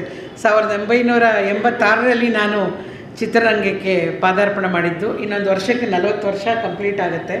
ಈ 40 ವರ್ಷಗಳ ಅವಧಿಯಲ್ಲಿ ನಾನು ನಮ್ಮ ತಂದೆಯ ಸಮಕಾಲೀನರು, ನನ್ನ ಜೊತೆಯಲ್ಲಿ ಕೆಲಸ ಮಾಡಿದಂತಹ ಟೆಕ್ನಿಷಿಯನ್ಸು, ಡೈರೆಕ್ಟರ್ಸು ಎಲ್ಲರ ಜೊತೇಲಿ ಕೆಲಸ ಮಾಡಿರೋದು ನಿಜವಾಗ್ಲೂ ಸಂತೋಷ ಅಂತ ಅನಿಸುತ್ತೆ. ಗುಗ್ಗು ಅಂಕಲ್ ಅವ್ರನ್ನ ಇವತ್ತು ಸ್ಮರಿಸ್ತಾ ಇರೋದು ಎಷ್ಟು ಖುಷಿ ಅಂತ ಅನಿಸುತ್ತೆ ಅಂದರೆ, ನಾವು ಸಾಮಾನ್ಯವಾಗಿ ಆಗಲೇ ಕೋಟೆಯವರು ಹೇಳಿದಾಗೆ ಅನ್ನ ಹುಳಿಗೆ ಎಲ್ಲರೂ ಪ್ರಾಮುಖ್ಯತೆ ಕೊಡ್ತಾರೆ, ಆದರೆ ಎಲೆನಲ್ಲಿ ಬಡಿಸಿರೋ ಖಾದ್ಯಗಳನ್ನು ನಾವು ಮರಿತೀವಿ ಅಂತ. ಖಂಡಿತ ಅಲ್ಲ. ಈ ಒಂದು ಚಿತ್ರ ನಿರ್ಮಾಣ ಆಗಬೇಕು ಅಂತಂದರೆ ಒಬ್ಬ ಹೀರೋ, ಹೀರೋಯಿನ್, ಡೈರೆಕ್ಟರ್, ಪ್ರೊಡ್ಯೂಸರ್ ಇವರು ಎಷ್ಟು ಮುಖ್ಯ ಆಗ್ತಾರೋ, ಪೋಷಕ ಕಲಾವಿದರು, ಹಾಸ್ಯ ಕಲಾವಿದರು, ಇವನೊಬ್ಬ ಪೇಪರ್ ಹಾಕೋನು ಕೂಡ ಇಂಪಾರ್ಟೆಂಟ್ ಆಗ್ತಾನೆ. ಇಲ್ಲದೇ ಇದ್ದರೆ ಆ ಚಿತ್ರ ಮುಗಿಯೋಕ್ಕೆ ಸಾಧ್ಯವೇ ಇಲ್ಲ, ತೆರೆ ಕಾಣೋದಕ್ಕೆ ಸಾಧ್ಯವೇ ಇಲ್ಲ. ಅದು ಸಂಕಲನ ಆಗಿರ್ಬೋದು, ಅದು ಮ್ಯೂಸಿಕ್ ಆಗಿರ್ಬೋದು, ಬ್ಯಾಕ್ಗ್ರೌಂಡ್ ಮ್ಯೂಸಿಕ್ ಆಗಿರ್ಬೋದು, ಪ್ರತಿಯೊಬ್ಬ ಊಟ ತಿಂಡಿ ಕೊಡೋನಿರ್ಬೋದು, ಒಬ್ಬ ಡ್ರೈವರ್ ಇರ್ಬೋದು, ಪ್ರತಿಯೊಬ್ಬರು ನಮ್ಮ ಇಂಡಸ್ಟ್ರಿನಲ್ಲಿ ಅವರವರದೇ ರೀತಿಯಲ್ಲಿ ಮುಖ್ಯ ಆಗ್ತಾರೆ. ಇದರಲ್ಲಿ ಒಂದು ಇಲ್ಲದೆ ಇದ್ದರೂ ನಾವು ಚಿತ್ರನ ಕಂಪ್ಲೀಟ್ ಮಾಡೋಕ್ಕಾಗಲ್ಲ, ನಿಮ್ಮ ಮುಂದೆ ಅದನ್ನು ಇಡೋಕ್ಕಾಗಲ್ಲ. ಹಾಗಾಗಿ ನಾನು ಕಂಡಂಥ ನನ್ನ ವೃತ್ತಿ ಬದುಕಿನಲ್ಲಿ ಒಬ್ಬ ಕಲಾವಿದ ಇರ್ಬೋದು, ಟೆಕ್ನಿಷಿಯನ್ ಇರ್ಬೋದು, ದುರಹಂಕಾರ ನಾವು ಪಡಬಾರ್ದು. ಯಾಕೆಂದರೆ ನಾವು ಹತ್ತಿ ಬಂದಂತಹ ದಾರಿಯನ್ನು ನಾವು ಮರಿಬಾರ್ದು. ಇವರುಗಳೆಲ್ಲ ಅದೇ ಮಾಡಿದ್ದು. ತಾವು ಹತ್ತಿ ಬಂದಂತಹ ದಾರಿಯನ್ನು ಮರೀಲಿಲ್ಲ. ಇನ್ನೂ ಹೆಚ್ಚಿನ ಹೊಸಬರಿಗೆ ಅವಕಾಶ ಸಿಗೋ ಹಾಗೆ ಅವಕಾಶಗಳನ್ನು ಕಲ್ಪಿಸಿಕೊಟ್ಟಂತಹ ಮಹಾನ್ ದಿಗ್ಗಜರು ಇವರೆಲ್ಲ. ಇವರು ನಿಜವಾಗ್ಲೂ ಒಂದು ಭದ್ರ ಬುನಾದಿಯನ್ನು ನಮ್ಮ ಕನ್ನಡ ಚಿತ್ರರಂಗಕ್ಕೆ ಹಾಕಿಕೊಟ್ಟೋಗಿದ್ದಾರೆ ಅಂತ ಹೇಳಿದ್ರೆ ಅದು ತಪ್ಪಾಗಲ್ಲ. ಅವರನ್ನೆಲ್ಲ ಸ್ಮರಿಸ್ತಾ ಅವ್ರಿಗೋಸ್ಕರ ನಾವು ಒಂದು ಜೋರಾದ ಚಪ್ಪಾಳೆಯನ್ನು ಅವ್ರಿಗೆ ಕೇಳಿಸೋ ಥರ ನಿಜವಾಗ್ಲೂ ಇವತ್ತಿನ ದಿನ ಅವ್ರು ಹಾಕ್ಕೊಟ್ಟಂಥ ಹಾದಿಯಲ್ಲಿ ನಾವು ನಡೀತಾ ಬಂದಿದ್ದೀವಿ. ಸಾಧ್ಯವಾದಷ್ಟು ಚಿತ್ರರಂಗದಲ್ಲಿ ಒಳ್ಳೆಯದನ್ನೇ ಮಾಡ್ತಾ, ಒಳ್ಳೆಯ ಕೆಲಸಗಳನ್ನು ಮಾಡ್ತಾ, ಏಳಿಗೆ ಆಗುವಂಥ ಕೆಲಸಗಳನ್ನು ಮಾಡೋದಕ್ಕೆ ಅವರು ನಮಗೆ ಸ್ಫೂರ್ತಿಯಾಗಿದ್ದಾರೆ. ಎಲ್ಲಿವರೆಗೂ ಚಲನಚಿತ್ರರಂಗ ಇರುತ್ತೋ ಅಲ್ಲಿವರೆಗೂ ಈ ಕಲಾವಿದರುಗಳು, ಗುಗ್ಗು ಅಂಕಲ್, ಬಾಲಣ್ಣ ಅವರು, ನರಸಿಂಹರಾಜ್ ಅವರು, ಉಮೇಶ್ ಅಣ್ಣ ಅವರು, ಹೀಗೆ ಹಲವಾರು ದಿನೇಶ್ ಅಂಕಲ್ಲು, ಮುಸ್ರಿ ಕೃಷ್ಣಮೂರ್ತಿಯವರು, NS ರಾವ್ ಅವರು, ಇವರನ್ನೆಲ್ಲ ಮರೆಯೋದಕ್ಕೆ ಸಾಧ್ಯವೇ ಇಲ್ಲ. ನಾವು ತುಂಬ ಬೇಜಾರಾದಾಗ TV ಆನ್ ಮಾಡಿದಾಗಲೋ, ಮೊಬೈಲ್ ನೋಡಿದಾಗಲೋ, ಅಥವಾ ಥಿಯೇಟ್ರಲ್ಲಿ ಟಿಕೆಟ್ ತೊಗೊಂಡು ಸಿನಿಮಾ ನೋಡಿದಾಗಲೋ, ಎಲ್ಲೋ ಒಂದು ಕಡೆ ಒಂದು ಸಂದರ್ಭವನ್ನು ನೋಡಿದಾಗ ನಾವು ನಗ್ತೀವಿ ನೋಡಿ, ಅದೇ ಸಾರ್ಥಕತೆ. ಅದನ್ನು ಅವ್ರು ಮಾಡಿ ಹೋಗಿದ್ದಾರೆ. ಆ ದಾರಿಯನ್ನು ನಾವು ನಡೆಸ್ಕೊಂಡು ಹೋಗಬೇಕಷ್ಟೇ ಅಂತ ಹೇಳ್ತಾ, ನನ್ನನ್ನು ಇಲ್ಲಿ ಬರಮಾಡ್ಕೊಳ್ಳೋದಕ್ಕೆ ರೂವಾರಿಗಳಾದ ಕಮಲಾ ಅವರು, ದೇವರು ನಿಮಗೆ ಶಕ್ತಿ ಕೊಡಲಿ. ಯಾಕೆಂದರೆ ಎಲ್ಲರೂ ಇಂಥ ಕಾರ್ಯಕ್ರಮಗಳನ್ನು ಮಾಡೋದಕ್ಕೆ ಸಾಧ್ಯ ಇಲ್ಲ. ಅದಕ್ಕೊಂದು ಸ್ಫೂರ್ತಿ ಬೇಕು, ಅದಕ್ಕೊಂದು ಬ್ಯಾಕಿಂಗ್ ಬೇಕು. ಅದಕ್ಕೆ ನಿಮ್ಮ ತಂದೆಯೇ ಬ್ಯಾಕಿಂಗ್ ಆಗಿ. ನಿಮ್ಮನ್ನು ನೋಡಿದ ತಕ್ಷಣ ನಾನು ಗುಗ್ಗು ಅಂಕಲ್ ನೋಡಿದಷ್ಟೇ ಸಂತೋಷ ಆಯಿತು. ಅದೇ ಮುಖಚರ್ಯೆ ಅಂತ ಅನ್ನಿಸ್ತದೆ. ಸೊ ದೇವರು ನಿಮಗೆ ಶಕ್ತಿ ಕೊಟ್ಟು ಹಲವಾರು ವರ್ಷ ಇಂಥ ಕಾರ್ಯಕ್ರಮಗಳನ್ನು ಮಾಡ್ತಾ ನಮ್ಮಂಥ ಕಲಾವಿದರನ್ನು ಬರಮಾಡಿಕೊಂಡು ಸ್ಮರಿಸೋದಕ್ಕೊಂದು ಅವಕಾಶ ಮಾಡಿಕೊಡ್ತಿದ್ದೀರಿ. ಅದಕ್ಕೆ ಧನ್ಯವಾದಗಳು. ಎಲ್ರಿಗೂ ಮತ್ತೊಮ್ಮೆ ನನ್ನನ್ನು ಇಲ್ಲಿ ಬರಮಾಡ್ಕೊಂಡಿದ್ದಕ್ಕೆ ಥ್ಯಾಂಕ್ಸನ್ನು ಹೇಳ್ತಾ ರಾಜ್ಯೋತ್ಸವದ ಹಾರ್ದಿಕ ಶುಭಾಶಯಗಳು. ತಮ್ಮ ತಂದೆಯವರ ಜೊತೆಗೆ ಹಲವಾರು ಚಿತ್ರೀಕರಣಗಳನ್ನು ನೋಡ್ತಾ ಇದ್ದಿದ್ದು, ಭಾಗವಹಿಸ್ತಾ ಇದ್ದಿದ್ದು, ಹಲವಾರು ಕಲಾವಿದರುಗಳನ್ನ ಸಮೀಪದಿಂದ ನೋಡ್ತಾ ಇದ್ದಿದ್ದು, ಇದನ್ನೆಲ್ಲ ಅವರು ಹಂಚಿಕೊಂಡ್ರು. ಕೆಲವು ಚಲನಚಿತ್ರಗಳು ಯಾವುದು ಅಂತ ಗೊತ್ತಿಲ್ಲ ಅಂದರು. ಹಾಗೆ ಹೇಳ್ತಾ ಇರ್ತೀನಿ. ನಟಶೇಖರ ಆದ ನಂತರ ಭಕ್ತ ವಿಜಯ, ಹರಿಭಕ್ತ, ನಳದಮಯಂತಿ, ರೇಣುಕ ಮಹಾತ್ಮೆ, ಪಂಚರತ್ನ, ಓಹಿಲೇಶ್ವರ, ಮಹಿರಾವಣ, ಪ್ರೇಮದ ಪುತ್ರಿ, ಅಣ್ಣ ತಂಗಿ, ಮಾಂಗಲ್ಯ ಯೋಗ, ಹಬ್ಬ ಆ ಹುಡುಗಿ, ಮತ್ತು ಕಲಿತರು ಹೆಣ್ಣೆ, ಬೇವು ಬೆಲ್ಲ, ವೀರಕೇಸರಿ, ಬಂಗಾರಿ, ಸತಿಶಕ್ತಿ, ನವಕೋಟಿ ನಾರಾಯಣ, ಕಲಾವತಿ, ಚಿನ್ನದ ಗೊಂಬೆ, ತುಂಬಿದ ಕೊಡ, ಮನೆ ಅಳಿಯ, ಮಾವನ ಮಗಳು, ಇದೇ ಮಹಾಸುದಿನ, ಪತಿವ್ರತ, ಮಿಸ್ ಲೀಲಾವತಿ, ದುಡ್ಡೇ ದೊಡ್ಡಪ್ಪ ಮತ್ತು ದೇವರಗಿದ್ದ ಮಾನವ, ಎಮ್ಮೆ ತಮ್ಮಣ್ಣ, ಬೀದಿ ಬಸವಣ್ಣ, ಬಲೆ ಹುಚ್ಚ, ದೂರದ ಬೆಟ್ಟ, ಮತ್ತು ಮಯೂರ, ಸಿಂಹ ಸ್ವಪ್ನ, ದೇವರ ಮಕ್ಕಳು, ಹಸಿರು ತೋರಣ, ಪರೋಪಕಾರಿ, ಕಾಸಿದ್ರ ಕೈಲಾಸ, ಬಡವರ ಬಂಧು, ಸೀತಾರಾಮು, ಆಟೋ ರಾಜ, ಹೇಮಾವತಿ, ವಸಂತಲಕ್ಷ್ಮಿ ಮತ್ತು ಪ್ರಚಂಡ ಪುಟಾಣಿಗಳು, ಕಳಸಾಪುರದ ಹುಡುಗರು, ತಾಯಿಯ ನುಡಿ ಮತ್ತು ಗೂಂಡಾಗುರು. ಕಳಸಾಪುರದ ಹುಡುಗರು ಚಿತ್ರಕ್ಕೆ ಸಂಭಾಷಣೆಯನ್ನು ಬರೆದಂಥವರು ನಮ್ಮ ಅಶ್ವಥ್ ನಾರಾಯಣ ಶೆಟ್ಟರು, ಗುಗ್ಗು ಅವರು. ಆದರೆ ಅದೆಲ್ಲೂ ಬರಲಿಲ್ಲ. ಅದರ ಕತೆ ಮತಿಘಟ್ಟ ಕೃಷ್ಣಮೂರ್ತಿ ಅನ್ನೋಂಥವ್ರದ್ದು ಕಳಸಾಪುರದ ಹುಡುಗರು. ಅದು 2-3 ಜನ ನಿರ್ಮಾಪಕರ ಬದಲಾವಣೆಯಾಗಿ ಎಲ್ಲೂ ಅವರ ಹೆಸರನ್ನ ಇವರು ಬರೆದಿದ್ದು ಸಂಭಾಷಣೆ ಅಂತ ಹೇಳಲೇ ಇಲ್ಲ. ಇದು ಪೋಷಕ ಕಲಾವಿದರ ಒಂದು ರೀತಿಯ ದುರ್ದೈವ ಅಂತ ಹೇಳ್ಬೋದು. ನಾನು ಶಶಿಕಲಾ ಅವರು ಪತ್ರಕರ್ತರು, 2 ಮಾತಾಡ್ತೀನಿ ಅಂತಂದರು. ಆಯಿತು, ಅವರು ತಮ್ಮ ಅನುಭವಗಳನ್ನು ಹಂಚಿಕೊಳ್ಳಿ ಅಂತ ಕೇಳ್ಕೊತಾ ಇದ್ದೀನಿ. ಆತ್ಮೀಯರೇ, ಎಲ್ಲರಿಗೂ ನಮಸ್ಕಾರ.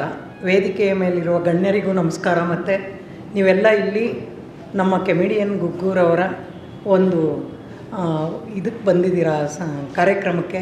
ನಿಮಗೂ ಕೂಡ ಎಲ್ಲರಿಗೂ ನಮಸ್ಕಾರ. ಮೊದಲನೇದಾಗಿ ನಾನು ಕಮಲಾದೇವಿಯವರು, ಅವ್ರ ಮಗಳು, ಅವ್ರಿಗೆ ನಿಜವಾಗೂ ಕೂಡ ನಾನು ವಂದನೆಗಳು ಮತ್ತು ಧನ್ಯವಾದಗಳನ್ನು ಅರ್ಪಿಸ್ತೀನಿ. ಯಾಕೆಂದರೆ 5 ವರ್ಷದಿಂದ ಇದನ್ನು ಮಾಡ್ತಾ ಇದ್ದಾರೆ ಅಂತ ಗೊತ್ತಾಯಿತು. ಕಳೆದ 2 ವರ್ಷದಿಂದ ನಾವು ಬರ್ತಾಯಿದ್ದೀವಿ, ಇದು 3ನೇ ವರ್ಷ. ಮತ್ತೆ ವೇದಿಕೆ ಮೇಲೆ ಕೂರಿಸಿದ್ರು. ನಾನು ಹೇಳಿದೆ ಬೇರೆ ಯಾರಿಗಾದ್ರೂ ಇದು ಮಾಡಿ ಅಂತ. ಈಗೆಲ್ಲ ಕಲಾವಿದರು ಕುಟುಂಬ ಅಲ್ಲಿದೆ, ಅವ್ರ ಮಕ್ಕಳು ಮತ್ತು ಈ ಸಾಧಕರು ಇಲ್ಲಿ ಕೂತಿದ್ದಾರೆ. ನಾನೊಬ್ಬ ಪತ್ರಕರ್ತನೂ ಅಲ್ಲಿ ಬರಬೇಕಾಯ್ತು. ನಾನು ಲಂಕೇಶ್ ಪತ್ರಿಕೆಯಲ್ಲಿ 35 ವರ್ಷ ಕೆಲಸ ಮಾಡಿದ್ದೀನಿ. ಆದರೆ ನನಗೆ ಇದು ಸಿನಿಮಾ ಪ್ರಪಂಚ ಕಡಿಮೆನೇ. ನಾನು ಪೊಲಿಟಿಕಲ್ ಅನಾಲಿಸಿಸ್ ಬರೆದವಳು ಆ ಕಾಲದಲ್ಲಿ. ಹಾಗಾಗಿ ನಾವೆಲ್ಲ ಆವಾಗ 3 ಸರ್ಕಾರಗಳನ್ನು ಉರುಳಿಸಿರೋದು ಗೊತ್ತು ನಮಗೆ, ನಾವೇ ವಿರೋಧ ಪಕ್ಷವಾಗಿದ್ವಿ. ಆ ರೀತಿ ನಮ್ಮ ಸಾಧನೆಗಳಿತ್ತು. ಇವ್ರ ಸಾಧನೆಗಳೆಲ್ಲ ಕೇಳಿದಾಗ ಖುಷಿ ಆಯಿತು. ಯಾಕೆಂದರೆ ನಾನು ಇನ್ನು 2 ಮಾತಾಡ್ತೀನಿ, ಯಾಕೆಂದರೆ ಇವಾಗ ತುಂಬ ಹೊತ್ತು ಎಲ್ಲರೂ ನಿಮಗೆಲ್ಲ ವಿಷಯ ಹೇಳ್ಬಿಟ್ಟಿದ್ದಾರೆ.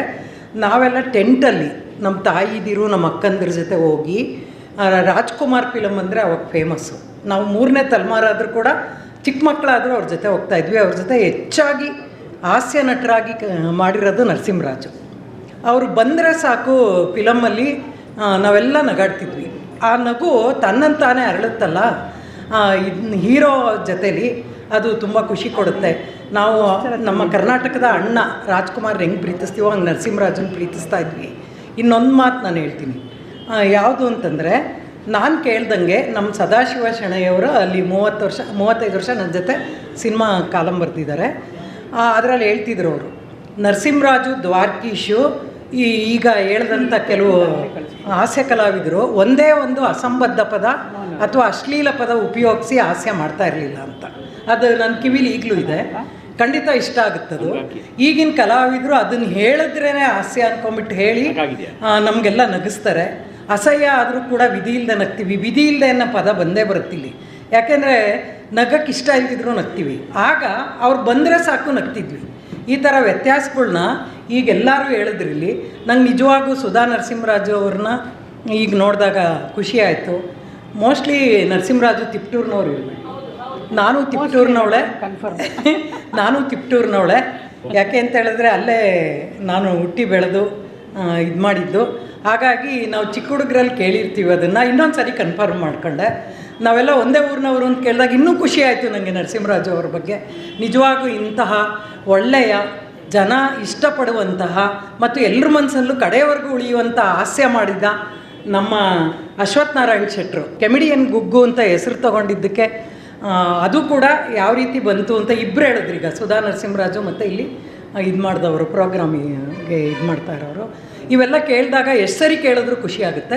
ನಿಜವಾಗೂ ಅವ್ರಿಗೆ ಮತ್ತು ಎಲ್ಲ ಹಾಸ್ಯ ನಟರಿಗೆ, ನಮ್ಮ ಕಾಲದವರು, ನಮ್ಮ ಅಮ್ಮನ ಕಾಲದವರು, 3 ತಲೆಮಾರಿನವರು ಎಲ್ಲರಿಗೂ ಕೂಡ ನಾನು ವಂದನೆಗಳನ್ನು ಅರ್ಪಿಸಿ, ನಮಸ್ಕಾರಗಳನ್ನು ಅರ್ಪಿಸಿ, ಧನ್ಯವಾದಗಳನ್ನು ಅರ್ಪಿಸಿ, ನಿಮಗೆಲ್ಲ ಅವ್ರು ಕೊಟ್ಟಿರೋ ಹಾಸ್ಯಕ್ಕೆ, ನೀವೆಲ್ಲ ಇಷ್ಟಪಡುವಂತಹ ಹಾಸ್ಯ ಕೊಟ್ಟಿದ್ದಕ್ಕೆ ಮತ್ತು ನಾನು ಅವ್ರಿಗೆ ಈ ಧನ್ಯವಾದ ಹೇಳ್ತಾ, ಇನ್ನು ಮುಂದೆ ಇಂಥ ಒಳ್ಳೆ ಹಾಸ್ಯ ಬರಲಿ ಅಂತ ಒಂದು ನಿರೀಕ್ಷೆ ಮಾಡ್ತಾ, ಈ ಕೆಟ್ಟ ಹಾಸ್ಯಗಳೆಲ್ಲ ನಿಲ್ಲಲಿ ಅಂತ ಅಂತೀವಿ. ಅದು ಅವ್ರವ್ರ ಇಷ್ಟ, ನಾವೇನು ಮಾಡೋಕ್ಕೆ ಬರಲ್ಲ.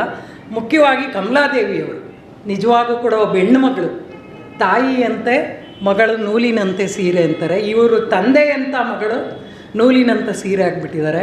ನಿಜವಾಗೂ ಅವ್ರು ಮಾಡ್ತಾ ಇರೋ ಈ ಕಾರ್ಯ ಇದೆಯಲ್ಲ ಎಷ್ಟು ಶ್ಲಾಘನೀಯ ಅಂದರೆ, ನಾವು ಅವ್ರ ಜೊತೇಲಿ ಕೆಲವು ಓಡಾಟ ನಡೆಸಿದ್ವಿ ಮತ್ತು ಇದು ಮಾಡಿದ್ವಿ. ಹಾಸ್ಯ ಕಲಾವಿದ ಒಬ್ಬ ಕೆಮಿಡಿಯನ್ ಗುಗ್ಗು ಅನ್ನೋರಿಗೆ ಇಂಥ ಮಗಳು ಹುಟ್ಟಿದ್ದಕ್ಕೆ ನಾನು ಅವ್ರಿಗೆ ತುಂಬ ಹೃದಯದಿಂದ ಧನ್ಯವಾದಗಳನ್ನು ಅರ್ಪಿಸಿ ನಾನೊಂದೆರಡು ಮಾತು ಮುಗಿಸ್ತೀನಿ. ಜೈ ಹಿಂದ್, ಜೈ ಕರ್ನಾಟಕ. ಶಶಿಕಲಾ ಮೇಡಮ್ ಅವರಿಗೆ ಧನ್ಯವಾದಗಳನ್ನು ಹೇಳ್ತಾ, ಹಣ ಇದ್ದವನು ಹಣವಂತ, ಗುಣ ಇದ್ದವನು ಗುಣವಂತ, ವಿದ್ಯೆ ಇದ್ದವನು ವಿದ್ಯಾವಂತ, ನ್ಯಾಯವಿದ್ದವನು ನ್ಯಾಯವಂತ, ಹೃದಯ ಇದ್ದವನು ಹೃದಯವಂತ. ಏನ್ರಿ, ಹೃದಯ ಎಲ್ಲರಿಗೂ ಇದ್ದೇ ಇರುತ್ತೆ, ಹೃದಯ ಎಲ್ಲರಿಗೂ ಇರುತ್ತೆ. ಆದರೆ ಹೃದಯವಂತಿಕೆ ಅನ್ನೋದಿರಬೇಕಲ್ಲ, ಆ ಹೃದಯವಂತಿಕೆ ಇದ್ದಿದ್ದು ನಮ್ಮ ಅಶ್ವಥ್ ನಾರಾಯಣ್ ಶೆಟ್ಟರಿಗೆ ಅಂತ. ಅದಕ್ಕೊಂದು ನಿದರ್ಶನ ಹೇಳ್ಬಿಡ್ತೀನಿ. ಒಬ್ಬರು ಕಲ್ಯಾಣ್ಪುರಿ ಅನ್ನೋವಂಥವ್ರು ನಾನು ಚಲನಚಿತ್ರ ನಟಿ ಆಗಬೇಕು ಅಂತ ಹೇಳಿ ಅವರು ಮಡ್ರಾಸ್ಗೆ ಹೋಗಿರ್ತಾರೆ. ಅವರು ಕನ್ನಡದವರು, ಅಪ್ಪಿತಪ್ಪಿ ಕನ್ನಡದವರು ಅಂದ್ಕೂಡಲೇ ಇವರು ಹೇಳಿದಾಗೆ ಗುಗ್ಗು ಮಹಲ್ಲಿಗೆ ತಂದು ಬಿಡ್ತಾರೆ. ಅವ್ರು ಹೇಳ್ತಾರೆ, ನೋಡಮ್ಮ ನೀನು ಅಂದ್ಕೊಂಡಂಗೆಲ್ಲ ಚಿತ್ರರಂಗ ಇಲ್ಲ, ಬಹಳ ಕಷ್ಟದಲ್ಲಿದೆ ಅಂತ ಬುದ್ಧಿ ಮಾತು ಹೇಳ್ತಾರೆ. ಆದರೂ ಈ ಒಂದು 4 ಚಿತ್ರಗಳಲ್ಲಿ ಇವ್ರಿಗೆ ಅವಕಾಶನೂ ಕೊಡಿಸ್ತಾರೆ. ನಂತರ ಏನು ಮಾಡ್ತಾರೆ, ತಮಿಳುನಾಡಿನ ಮುಖ್ಯಮಂತ್ರಿ ಆಗಿದ್ದಂತಹ ಎಮ್ ಜಿ ರಾಮಚಂದ್ರನ್ರವರಿಗೆ ನಮ್ಮ ಅಶ್ವಥ್ ನಾರಾಯಣ್ ಶೆಟ್ಟರ್ ಕಂಡ್ರೆ ಬಹಳ ಪ್ರೀತಿಯಂತೆ. ಕೋಡಂಬಾಕಂ ಹೋಗ್ಬೇಕಾದ್ರೆ ಅಲ್ಲಿ ನಿಲ್ಲಿಸಿ ಅವರನ್ನು ಕಾರಲ್ಲಿ ಕೂರಿಸ್ಕೊಂಡು ಅಲ್ಲಿ ಪಾರ್ಕ್ ಹೋಟೆಲಲ್ಲಿ ಕರ್ಕೊಂಡೋಗಿ ಮಸಾಲೆ ದೋಸೆ ಕೊಡಿಸಿ, ಕಾಫಿ ತಿಂಡಿ ಕೊಡಿಸಿ ಕಳಿಸ್ತಾ ಇದ್ರಂತೆ. ಇವ್ರು ಏನು ಮಾಡಿದ್ದಾರೆ, MGR ಕೆಲವು ಡ್ಯೂಪ್ ಅಂತ ಬಳಸ್ತಾರೆ. ನೇರವಾಗಿ ಆ ನಾಯಕ ನಟರು ಯಾವ ದೃಶ್ಯದಲ್ಲಿ ಅಭಿನಯಿಸೋದಕ್ಕಾಗಲ್ಲ, ಅವರ ತದ್ರೂಪದಲ್ಲಿರುವಂಥವ್ರನ್ನ ನಟನೆ ಮಾಡೋದಕ್ಕೆ ಅದನ್ನು ಡ್ಯೂಪ್ ಅಂತ ಕರೀತಾರೆ. ಆ ವ್ಯಕ್ತಿ ಹೆಸರು ರಾಮಚಂದ್ರ ಅಂತ. ಅವರು ತಮಿಳ್ನವರು. ಇವರನ್ನ ನಮ್ಮ ಕಲ್ಯಾಣ್ಪುರಿ ಅನ್ನೋವಂಥವ್ರನ್ನ ಮಾತಾಡಿ ಅವ್ರ ಹತ್ರ, ನೋಡಿ ಭಾಳ ಒಳ್ಳೆ ಹುಡುಗಿ, ವಿದ್ಯಾವಂತೆ ಎಲ್ಲ ಈಗೀಗಿದೆ, ನೀನು ಅವ್ರನ್ನ ಮದುವೆ ಮಾಡ್ಕೊಂಡ್ರೆ ಅವ್ರಿಗೊಂದು ಬಾಳು ಕೊಟ್ಟ ಹಾಗಾಗುತ್ತೆ ಅಂತ ಹೇಳ್ತಾರಂತೆ. ಆ ಡ್ಯೂಪ್ ಆಗ್ತಾ ಇದ್ದಂಥ ವ್ಯಕ್ತಿಗೆ ಪರಿಚಯ ಮಾಡಿಸ್ಕೊಟ್ಟು ಆ ವ್ಯಕ್ತಿನ ಮದುವೆ ಮಾಡಿಸ್ಬೇಕು ಅಂತೇಳಿ ಈ ವಿಷಯನ MG ರಾಮಚಂದ್ರನ್ ಹತ್ರ ಹೇಳ್ತಾರೆ. ಈ ರೀತಿ ನಾನು ಮಾಡಿದ್ದೀನಿ ಅಂತ. ಬಹಳ ಒಳ್ಳೆ ಕೆಲಸ ಅಪ್ಪ, ಹೊರಗಡೆ ಯಾಕೆ ಮಾಡ್ತೀಯ, ನನ್ನ ಮನೆಯಲ್ಲೇ ಬಂದು ಮಾಡಿ. ಯಾಕೆಂದರೆ ದೊಡ್ಡ ನಟ ಅವತ್ತು ತಮಿಳ್ನಾಡಿನಲ್ಲಿ, ಮತ್ತು ಅರಮನೆ ಅಂತ ಮನೆ ಅಲ್ಲಿ ಕರೆಸಿ ಇವರು ಮದುವೆ ಮಾಡಿಸ್ತಾರಂತೆ. ನೋಡಿ ಎಂಥ ಇದು ಹೃದಯವಂತಿಕೆ. ಇನ್ನು ಇವ್ರ ಸಿನಿಮಾ ನಟಶೇಖರ ನಮ್ಮ ಚಿಕ್ಕಪೇಟೆ ವಿಜಯಲಕ್ಷ್ಮಿ ಥಿಯೇಟರ್ನಲ್ಲಿ ಬಿಡುಗಡೆ ಆಗಿರುತ್ತೆ 1956-57ರಲ್ಲಿ. ಇವ್ರ ಮನೆ ಇದ್ದಿದ್ದು ಬಳೆಪೇಟೆ ಅಕ್ಕಿಪೇಟೆಯಲ್ಲಿ. ಇವರು ಬಂದವರಿಗೆಲ್ಲ ನಾನು ಅಶ್ವಥ್ ನಾರಾಯಣ್ ಶೆಟ್ಟಿ ಈ ಸಿನಿಮಾದಲ್ಲಿ ಮಾಡಿದ್ದೀನಿ, ಬನ್ನಿ ನೋಡಿ ಅಂತ ಪಾಪ ಎಂಥ ಮುಗ್ಧ ಮನಸ್ಸು ಅನ್ನೋದಕ್ಕೆ ಹೇಳ್ತಾ ಇದ್ದೀನಿ. ಕರೆದು ಸಿನಿಮಾ ತೋರಿಸ್ತಾ ಇರ್ತಾರಂತೆ. ಆವಾಗ ಯಾರೋ ಒಬ್ಬ ಅಭಿಮಾನಿ ಬಂದೇನು ಮಾಡ್ತಾನೆ, ಪೇಟೆ ಸರ್ಕಲಲ್ಲಿ ವಡೆ, ಬೋಂಡ, ಬಜ್ಜಿ ಇವೆಲ್ಲ ಭಾಳ ಅಂದರೆ ಆ ಕಾಲಕ್ಕೆ ಕುರುಕು ತಿಂಡಿಗಳು, ಇವತ್ತಿನ ಥರ ಪಿಜ್ಜಾ, ಬರ್ಗರ್ ಏನೂ ಇರಲಿಲ್ಲ. ಅವ್ರು ಏನು ಮಾಡ್ತಾರೆ, ಆ ಪ್ರೀತಿಗೋಸ್ಕರ ಒಂದು ಯಾವುದೋ ಪ್ರಜಾವಾಣಿ, ಸಂಯುಕ್ತ ಕರ್ನಾಟಕ ಪೇಪರ್ನಲ್ಲಿ ಒಂದೆರಡು ವಡೆ ಕಟ್ಟಿಸ್ಕೊಂಬಂದು ಕೊಡ್ತಾರೆ. ನಾನು ಅಭಿಮಾನಿಯಾಗಿ ನೀನು ಕೊಡ್ತೀನಿ, ನಮ್ಮ ಬಳೆಪೇಟೆ ಸರ್ಕಲ್ ಹುಡುಗ ಸಿನಿಮಾದಲ್ಲಿ ಮಾಡಿದೀಯ ಅಂದರೆ ದೊಡ್ಡದಲ್ಲ, 56-57ನೇ ಇಸ್ವಿಲಿ. ಪಾಪ ಅವರು ಆ ಸಂಭ್ರಮದಲ್ಲಿ ಏನು ಮಾಡ್ತಾರೆ, ಅದನ್ನು ಅಂಗಿ ಜೋಬ್ ಒಳಗಡೆ ಹಾಗೆ ಇಟ್ಕೊಂಡ್ಬಿಡ್ತಾರೆ ವಡೆನ. ಆಮೇಲೆ ಮನೆಯವ್ರನ್ನೆಲ್ಲ ಕರ್ಕೊಂಬಂದು ಸಿನಿಮಾ ತೋರಿಸ್ಬೇಕು ಅಂತಂದರೆ ನಾನು ಎಲ್ಲಿದ್ದೀನಿ ತೋರಿಸೋ ಅಷ್ಟೊತ್ತಿಗೆ ಅವ್ರ ದೃಶ್ಯನೇ ಮುಗಿದೋಗ್ಬಿಡ್ತಾನೆ. ಅಂದರೆ ಪೋಷಕ ಕಲಾವಿದರನ್ನ ಅವಾಗೆಲ್ಲ ಎಷ್ಟು ರಾಜ್ಕುಮಾರ್ ಕೂಡ ಅಂಥ 2 ಚಿತ್ರಗಳನ್ನು ಮಾಡಿದ್ದಾರೆ. ಅದೇನೇ ಇರಲಿ, ಅದು ಬೇಡ, ಮತ್ತು ವಿಷಯ ಅಂತರ ಆಗುತ್ತೆ. ಆಮೇಲೆ ಇವರು ಮನೆಯವ್ರನ್ನೆಲ್ಲ ಕರ್ಕೊಂಬಂದು ನಾನು ಈ ನಟಶೇಖರ ಸಿನಿಮಾದಲ್ಲಿ ಮಾಡಿದ್ದೀನಿ ಬನ್ನಿ ಅಂತ ಅವ್ರ ಸ್ನೇಹಿತರುಗಳನ್ನೆಲ್ಲ ಕರ್ಕೊಂಬಂದು ತೋರಿಸಿ ಯಾತಕ್ಕೋ ಜೋಬಿಗೆ ಕೈ ಹಾಕ್ತಾರಂತೆ. ಬೆಳಗ್ಗೆ ಕೊಟ್ಟಿದ್ದು ವಡೆ ಎಣ್ಣೆ ಸಮೇತ ಅಂಗಿ ಜೋಬೆಲ್ಲ ಎಣ್ಣೆ ಆಗೋಗ್ಬಿಟ್ಟಿತ್ತಂತೆ. ಹೀಗೆ ಅಂದರೆ ಅವರ ಮುಗ್ಧತನಕ್ಕೆ ನಾನು ಸಿನಿಮಾದಲ್ಲಿ ಮಾಡಿದ್ದೀನಿ, ನಮ್ಮ ಬಳೆಪೇಟೆ ಜನ ನೋಡಲಿ, ಬೆಂಗಳೂರು ಜನ ನೋಡಲಿ ಅಂತ. ಇವತ್ತು ವಿಜಯಲಕ್ಷ್ಮಿ ಥಿಯೇಟ್ರ್ ಇರೋದೆಲ್ಲ ಏನಾಗಿದ್ರೆ ರೇಷ್ಮೆ ಸೀರೆಗಳಿಗೆ ಕರೆದು ಬನ್ನಿ ಸೀರೆ ತಗೊಳ್ಳಿ ಅಂತ. ಹೀಗೆ ಹೇಳ್ತಾ ಹೋದರೆ ಅಸಂಖ್ಯಾತವಾದ ವಿಷಯಗಳನ್ನು ನನಗೆ ಹೇಳಬೇಕು ಅಂತ ಕಾತರ, ಅವ್ರ ಬಗ್ಗೆ ಗೊತ್ತಿಲ್ಲ ಇರೋ ವಿಷಯನ ಹೇಳಬೇಕು ಅಂತ. ನಮ್ಮ ಕಾಲದಲ್ಲಿ ₹1 ಒಂದು ಪಲ್ಲ ರಾಗಿ ಸಿಕ್ತಿತ್ತು ಅಂತಾರೆ, ಇವತ್ತು ನಗ್ತಾರೆ. ಒಂದು ರೂಪಾಯಿನ ಭಿಕ್ಷುಕನೂ ಹಾಕ್ಸ್ಕೊಳ್ಳಲ್ಲ, ಆ ಮಟ್ಟಕ್ಕೆ ಬಂದಿದೆ. ಬದಲಾವಣೆ ಕಾಲದ ನಿಯಮ, ಪ್ರಕೃತಿ ನಿಯಮ ಅಂತ ಹೇಳ್ತಾ, ಈಗ ಕಮಲಾದೇವಿಯವರು ನಮ್ಮ ವೈದ್ಯ ದಂಪತಿಗಳಿಗೆ ಗೌರವ ಸಮರ್ಪಣೆ ಮಾಡಬೇಕು ಅಂತ, ಹಾಗೆಯೇ ಸಂಗೀತ ವಿದ್ವಾಂಸರಾದಂಥ ನಮ್ಮ ವಿದ್ವಾನ್ ಗೋಪಾಲಕೃಷ್ಣ ಸರ್ ಅವರಿಗೆ, ಮತ್ತು ಅದ್ಭುತವಾದ ಗಾಯನವನ್ನು ಮಾಡಿದಂಥ ನಮ್ಮ ಶ್ರೀನಿವಾಸ್ ಸರ್ ಅವರಿಗೆ, ಮತ್ತು ಹಲವಾರು ಜನರಿಗೆ ನಾನು ಉಡುಗೊರೆ ಕೊಡಬೇಕು, ಸನ್ಮಾನ ಮಾಡಬೇಕು ಅಂತ ಇಟ್ಕೊಂಡಿದ್ದಾರೆ. ಬನ್ನಿ ಅವರಿಗೆ ಗೌರವ ಸಮರ್ಪಣೆ ಮಾಡಬೇಕು. ಡಾಕ್ಟರ್ ವಿ ವಸಂತ ರಾಮ್ ಅವರು ಜಿ ವೆಂಕಟಯ್ಯ ಲಕ್ಷ್ಮಮ್ಮನವರ ಸುಪುತ್ರಿಯಾಗಿ 29 ಆಗಸ್ಟ್ 1967ರಲ್ಲಿ ಬೆಂಗಳೂರಿನಲ್ಲಿ ಜನಿಸ್ತಾರೆ. ಇವರ ವಿದ್ಯಾಭ್ಯಾಸ ಭಾರತೀಯ ಸಂಸ್ಕೃತಿ ವಿದ್ಯಾಪೀಠ ವಿಜಯನಗರದಲ್ಲಿದೆ, ಅಲ್ಲಿ ನಡೆಯುತ್ತೆ.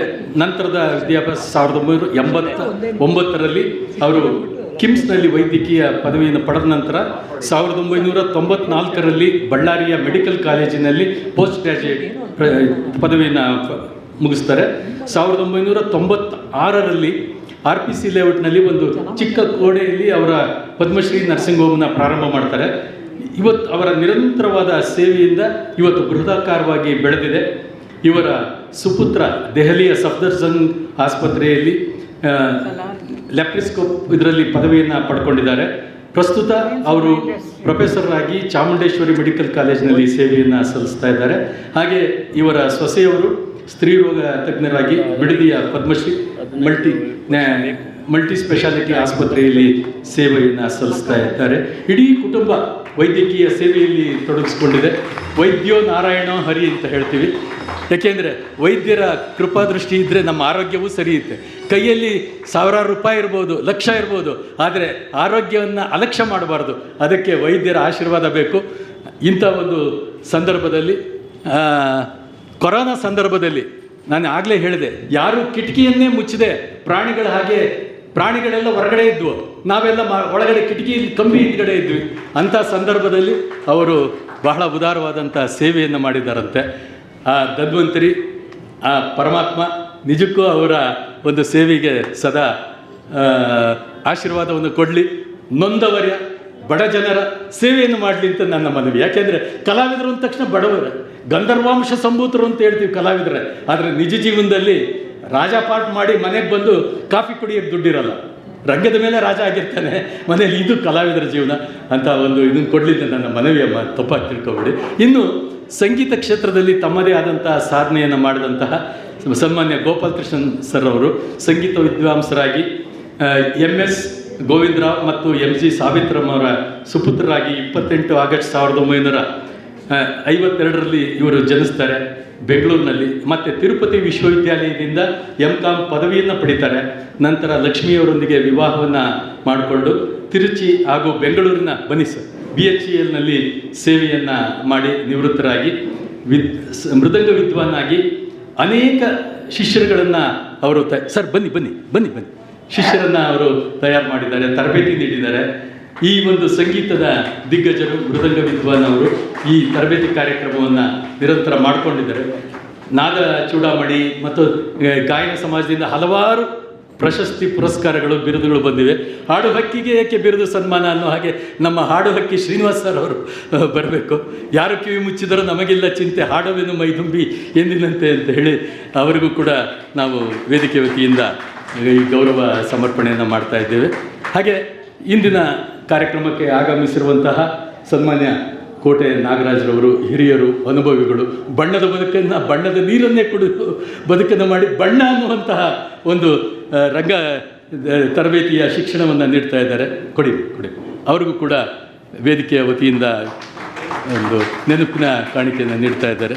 ಇನ್ನು ನಗಬೇಕು, ನಗಿಸಬೇಕು, ಇದೇ ನನ್ನ ಧರ್ಮ, ನಗಲಾರೆ ಅಳುವೆ ಎಂದರೆ ಅದು ನಿಮ್ಮ ಕರ್ಮ ಅಂತ ನಗಿಸ್ತಾ ಇದ್ದಂತಹ ನಮ್ಮ ಪ್ರೊಫೆಸರ್ ಹುಚ್ಚುರಾಯರ ಸುಪುತ್ರಿ ಅವರು ಕೂಡ ವೇದಿಕೆಯ ವತಿಯಿಂದ ನೆನಪಿನ ಕಾಣಿಕೆಯನ್ನು ಕೊಡ್ತಾ ಇದ್ದಾರೆ. ಇನ್ನು ಶಶಿಕಲಾ ಅವರು, ನಾನು ಕೂಡ ತಿಪ್ಟೂರಿನವಳು, ಲಂಕೇಶ್ ಪತ್ರಿಕೆಯಲ್ಲಿ ದಿಟ್ಟ ಲೇಖನವನ್ನು ಬರಿತಾ ಇದ್ದೆ ಅಂತ ಹೇಳಿದಂಥ ಬರಹಗಾರ್ತಿ, ಅವ್ರಿಗೂ ಕೂಡ ಈ ಸಂದರ್ಭದಲ್ಲಿ ನೆನಪಿನ ಕಾಣಿಕೆಯನ್ನು ಕೊಡಬೇಕು ಅಂತ ಹೇಳ್ತಾ, ಇನ್ನು ಆರಂಭದಲ್ಲಿ ಪ್ರಾರ್ಥನೆಯನ್ನು ಸಲ್ಲಿಸಿದಂತಹ ಸಂಗೀತ ವಿದುಷಿ ಚಂದ್ರಿಕಾ ರಾಜಾರಾಮ್ ಅವರಿಗೂ ಕೂಡ ಸಮರ್ಪಣೆಯನ್ನು ಮಾಡಬೇಕು. ಹಾಗೆ ಸವಿತಾ ಅವರು, ಇನ್ನೂ ಹಲವಾರು ಜನ ಬಂದಿದ್ದಾರೆ. ತಾವು ಹೇಳ್ತಾ ಹೋದರೆ ಅವರಿಗೆ ಚಂದ್ರಿಕಾ. ಸಮಯಾಭಾವ, ನಮ್ಮ ಬೆಂಗಳೂರಿನ ಸಂಚಾರ ದಟ್ಟಣೆಯಲ್ಲಿ ನಾನು ಬಹಳ ಶೀಘ್ರವಾಗಿ ಹೋಗ್ತೀನಿ ಅನ್ನೋದು ಯಾರಿಗೂ ಗೊತ್ತಿಲ್ಲ. ಸಂಚಾರ ದಟ್ಟಣೆ ಇರುತ್ತೆ, ಅಲ್ಲಲ್ಲೇ ನಮ್ಮ ಸಿಗ್ನಲ್ ಲೈಟ್ಸ್ ಇರುತ್ತೆ. ಹಾಗಾಗಿ 30 ಕಿಲೋಮೀಟ್ರ್, 40 ಕಿಲೋಮೀಟ್ರ್, 60 ಕಿಲೋಮೀಟ್ರ್ ಸ್ಪೀಡ್ ಅಂದರೆ ಊಟಕ್ಕೋಸ್ಕರ ನಾವು 60 ಕಿಲೋಮೀಟ್ರ್ ಸ್ಪೀಡಲ್ಲಿ ಕಾರ್ಯಕ್ರಮವನ್ನು ಮುಂದುವರಿಸ್ತಾ ಇದ್ದೀವಿ. ವೇದಿಕೆ ಮೇಲೆ ಆಸೀನರಾಗಿರೋರಲ್ಲಿ ಒಂದೇ ಒಂದು ಚಿಕ್ಕ ವಿನಂತಿ, ನಾವು ಕಮಲಾದೇವಿಯವರ ಫ್ರೆಂಡ್ಸ್ ಎಲ್ಲರೂ ಬಂದಿದ್ದೀವಿ, ಒಂದೇ ಒಂದು ನಿಮ್ಮ ಜೊತೆಗೆ ಫೋಟೋ ತೊಗೋಬೇಕು ಅಂತ ಆಸೆ. ಖಂಡಿತ ಥ್ಯಾಂಕ್ ಯು, ಬನ್ನಿ.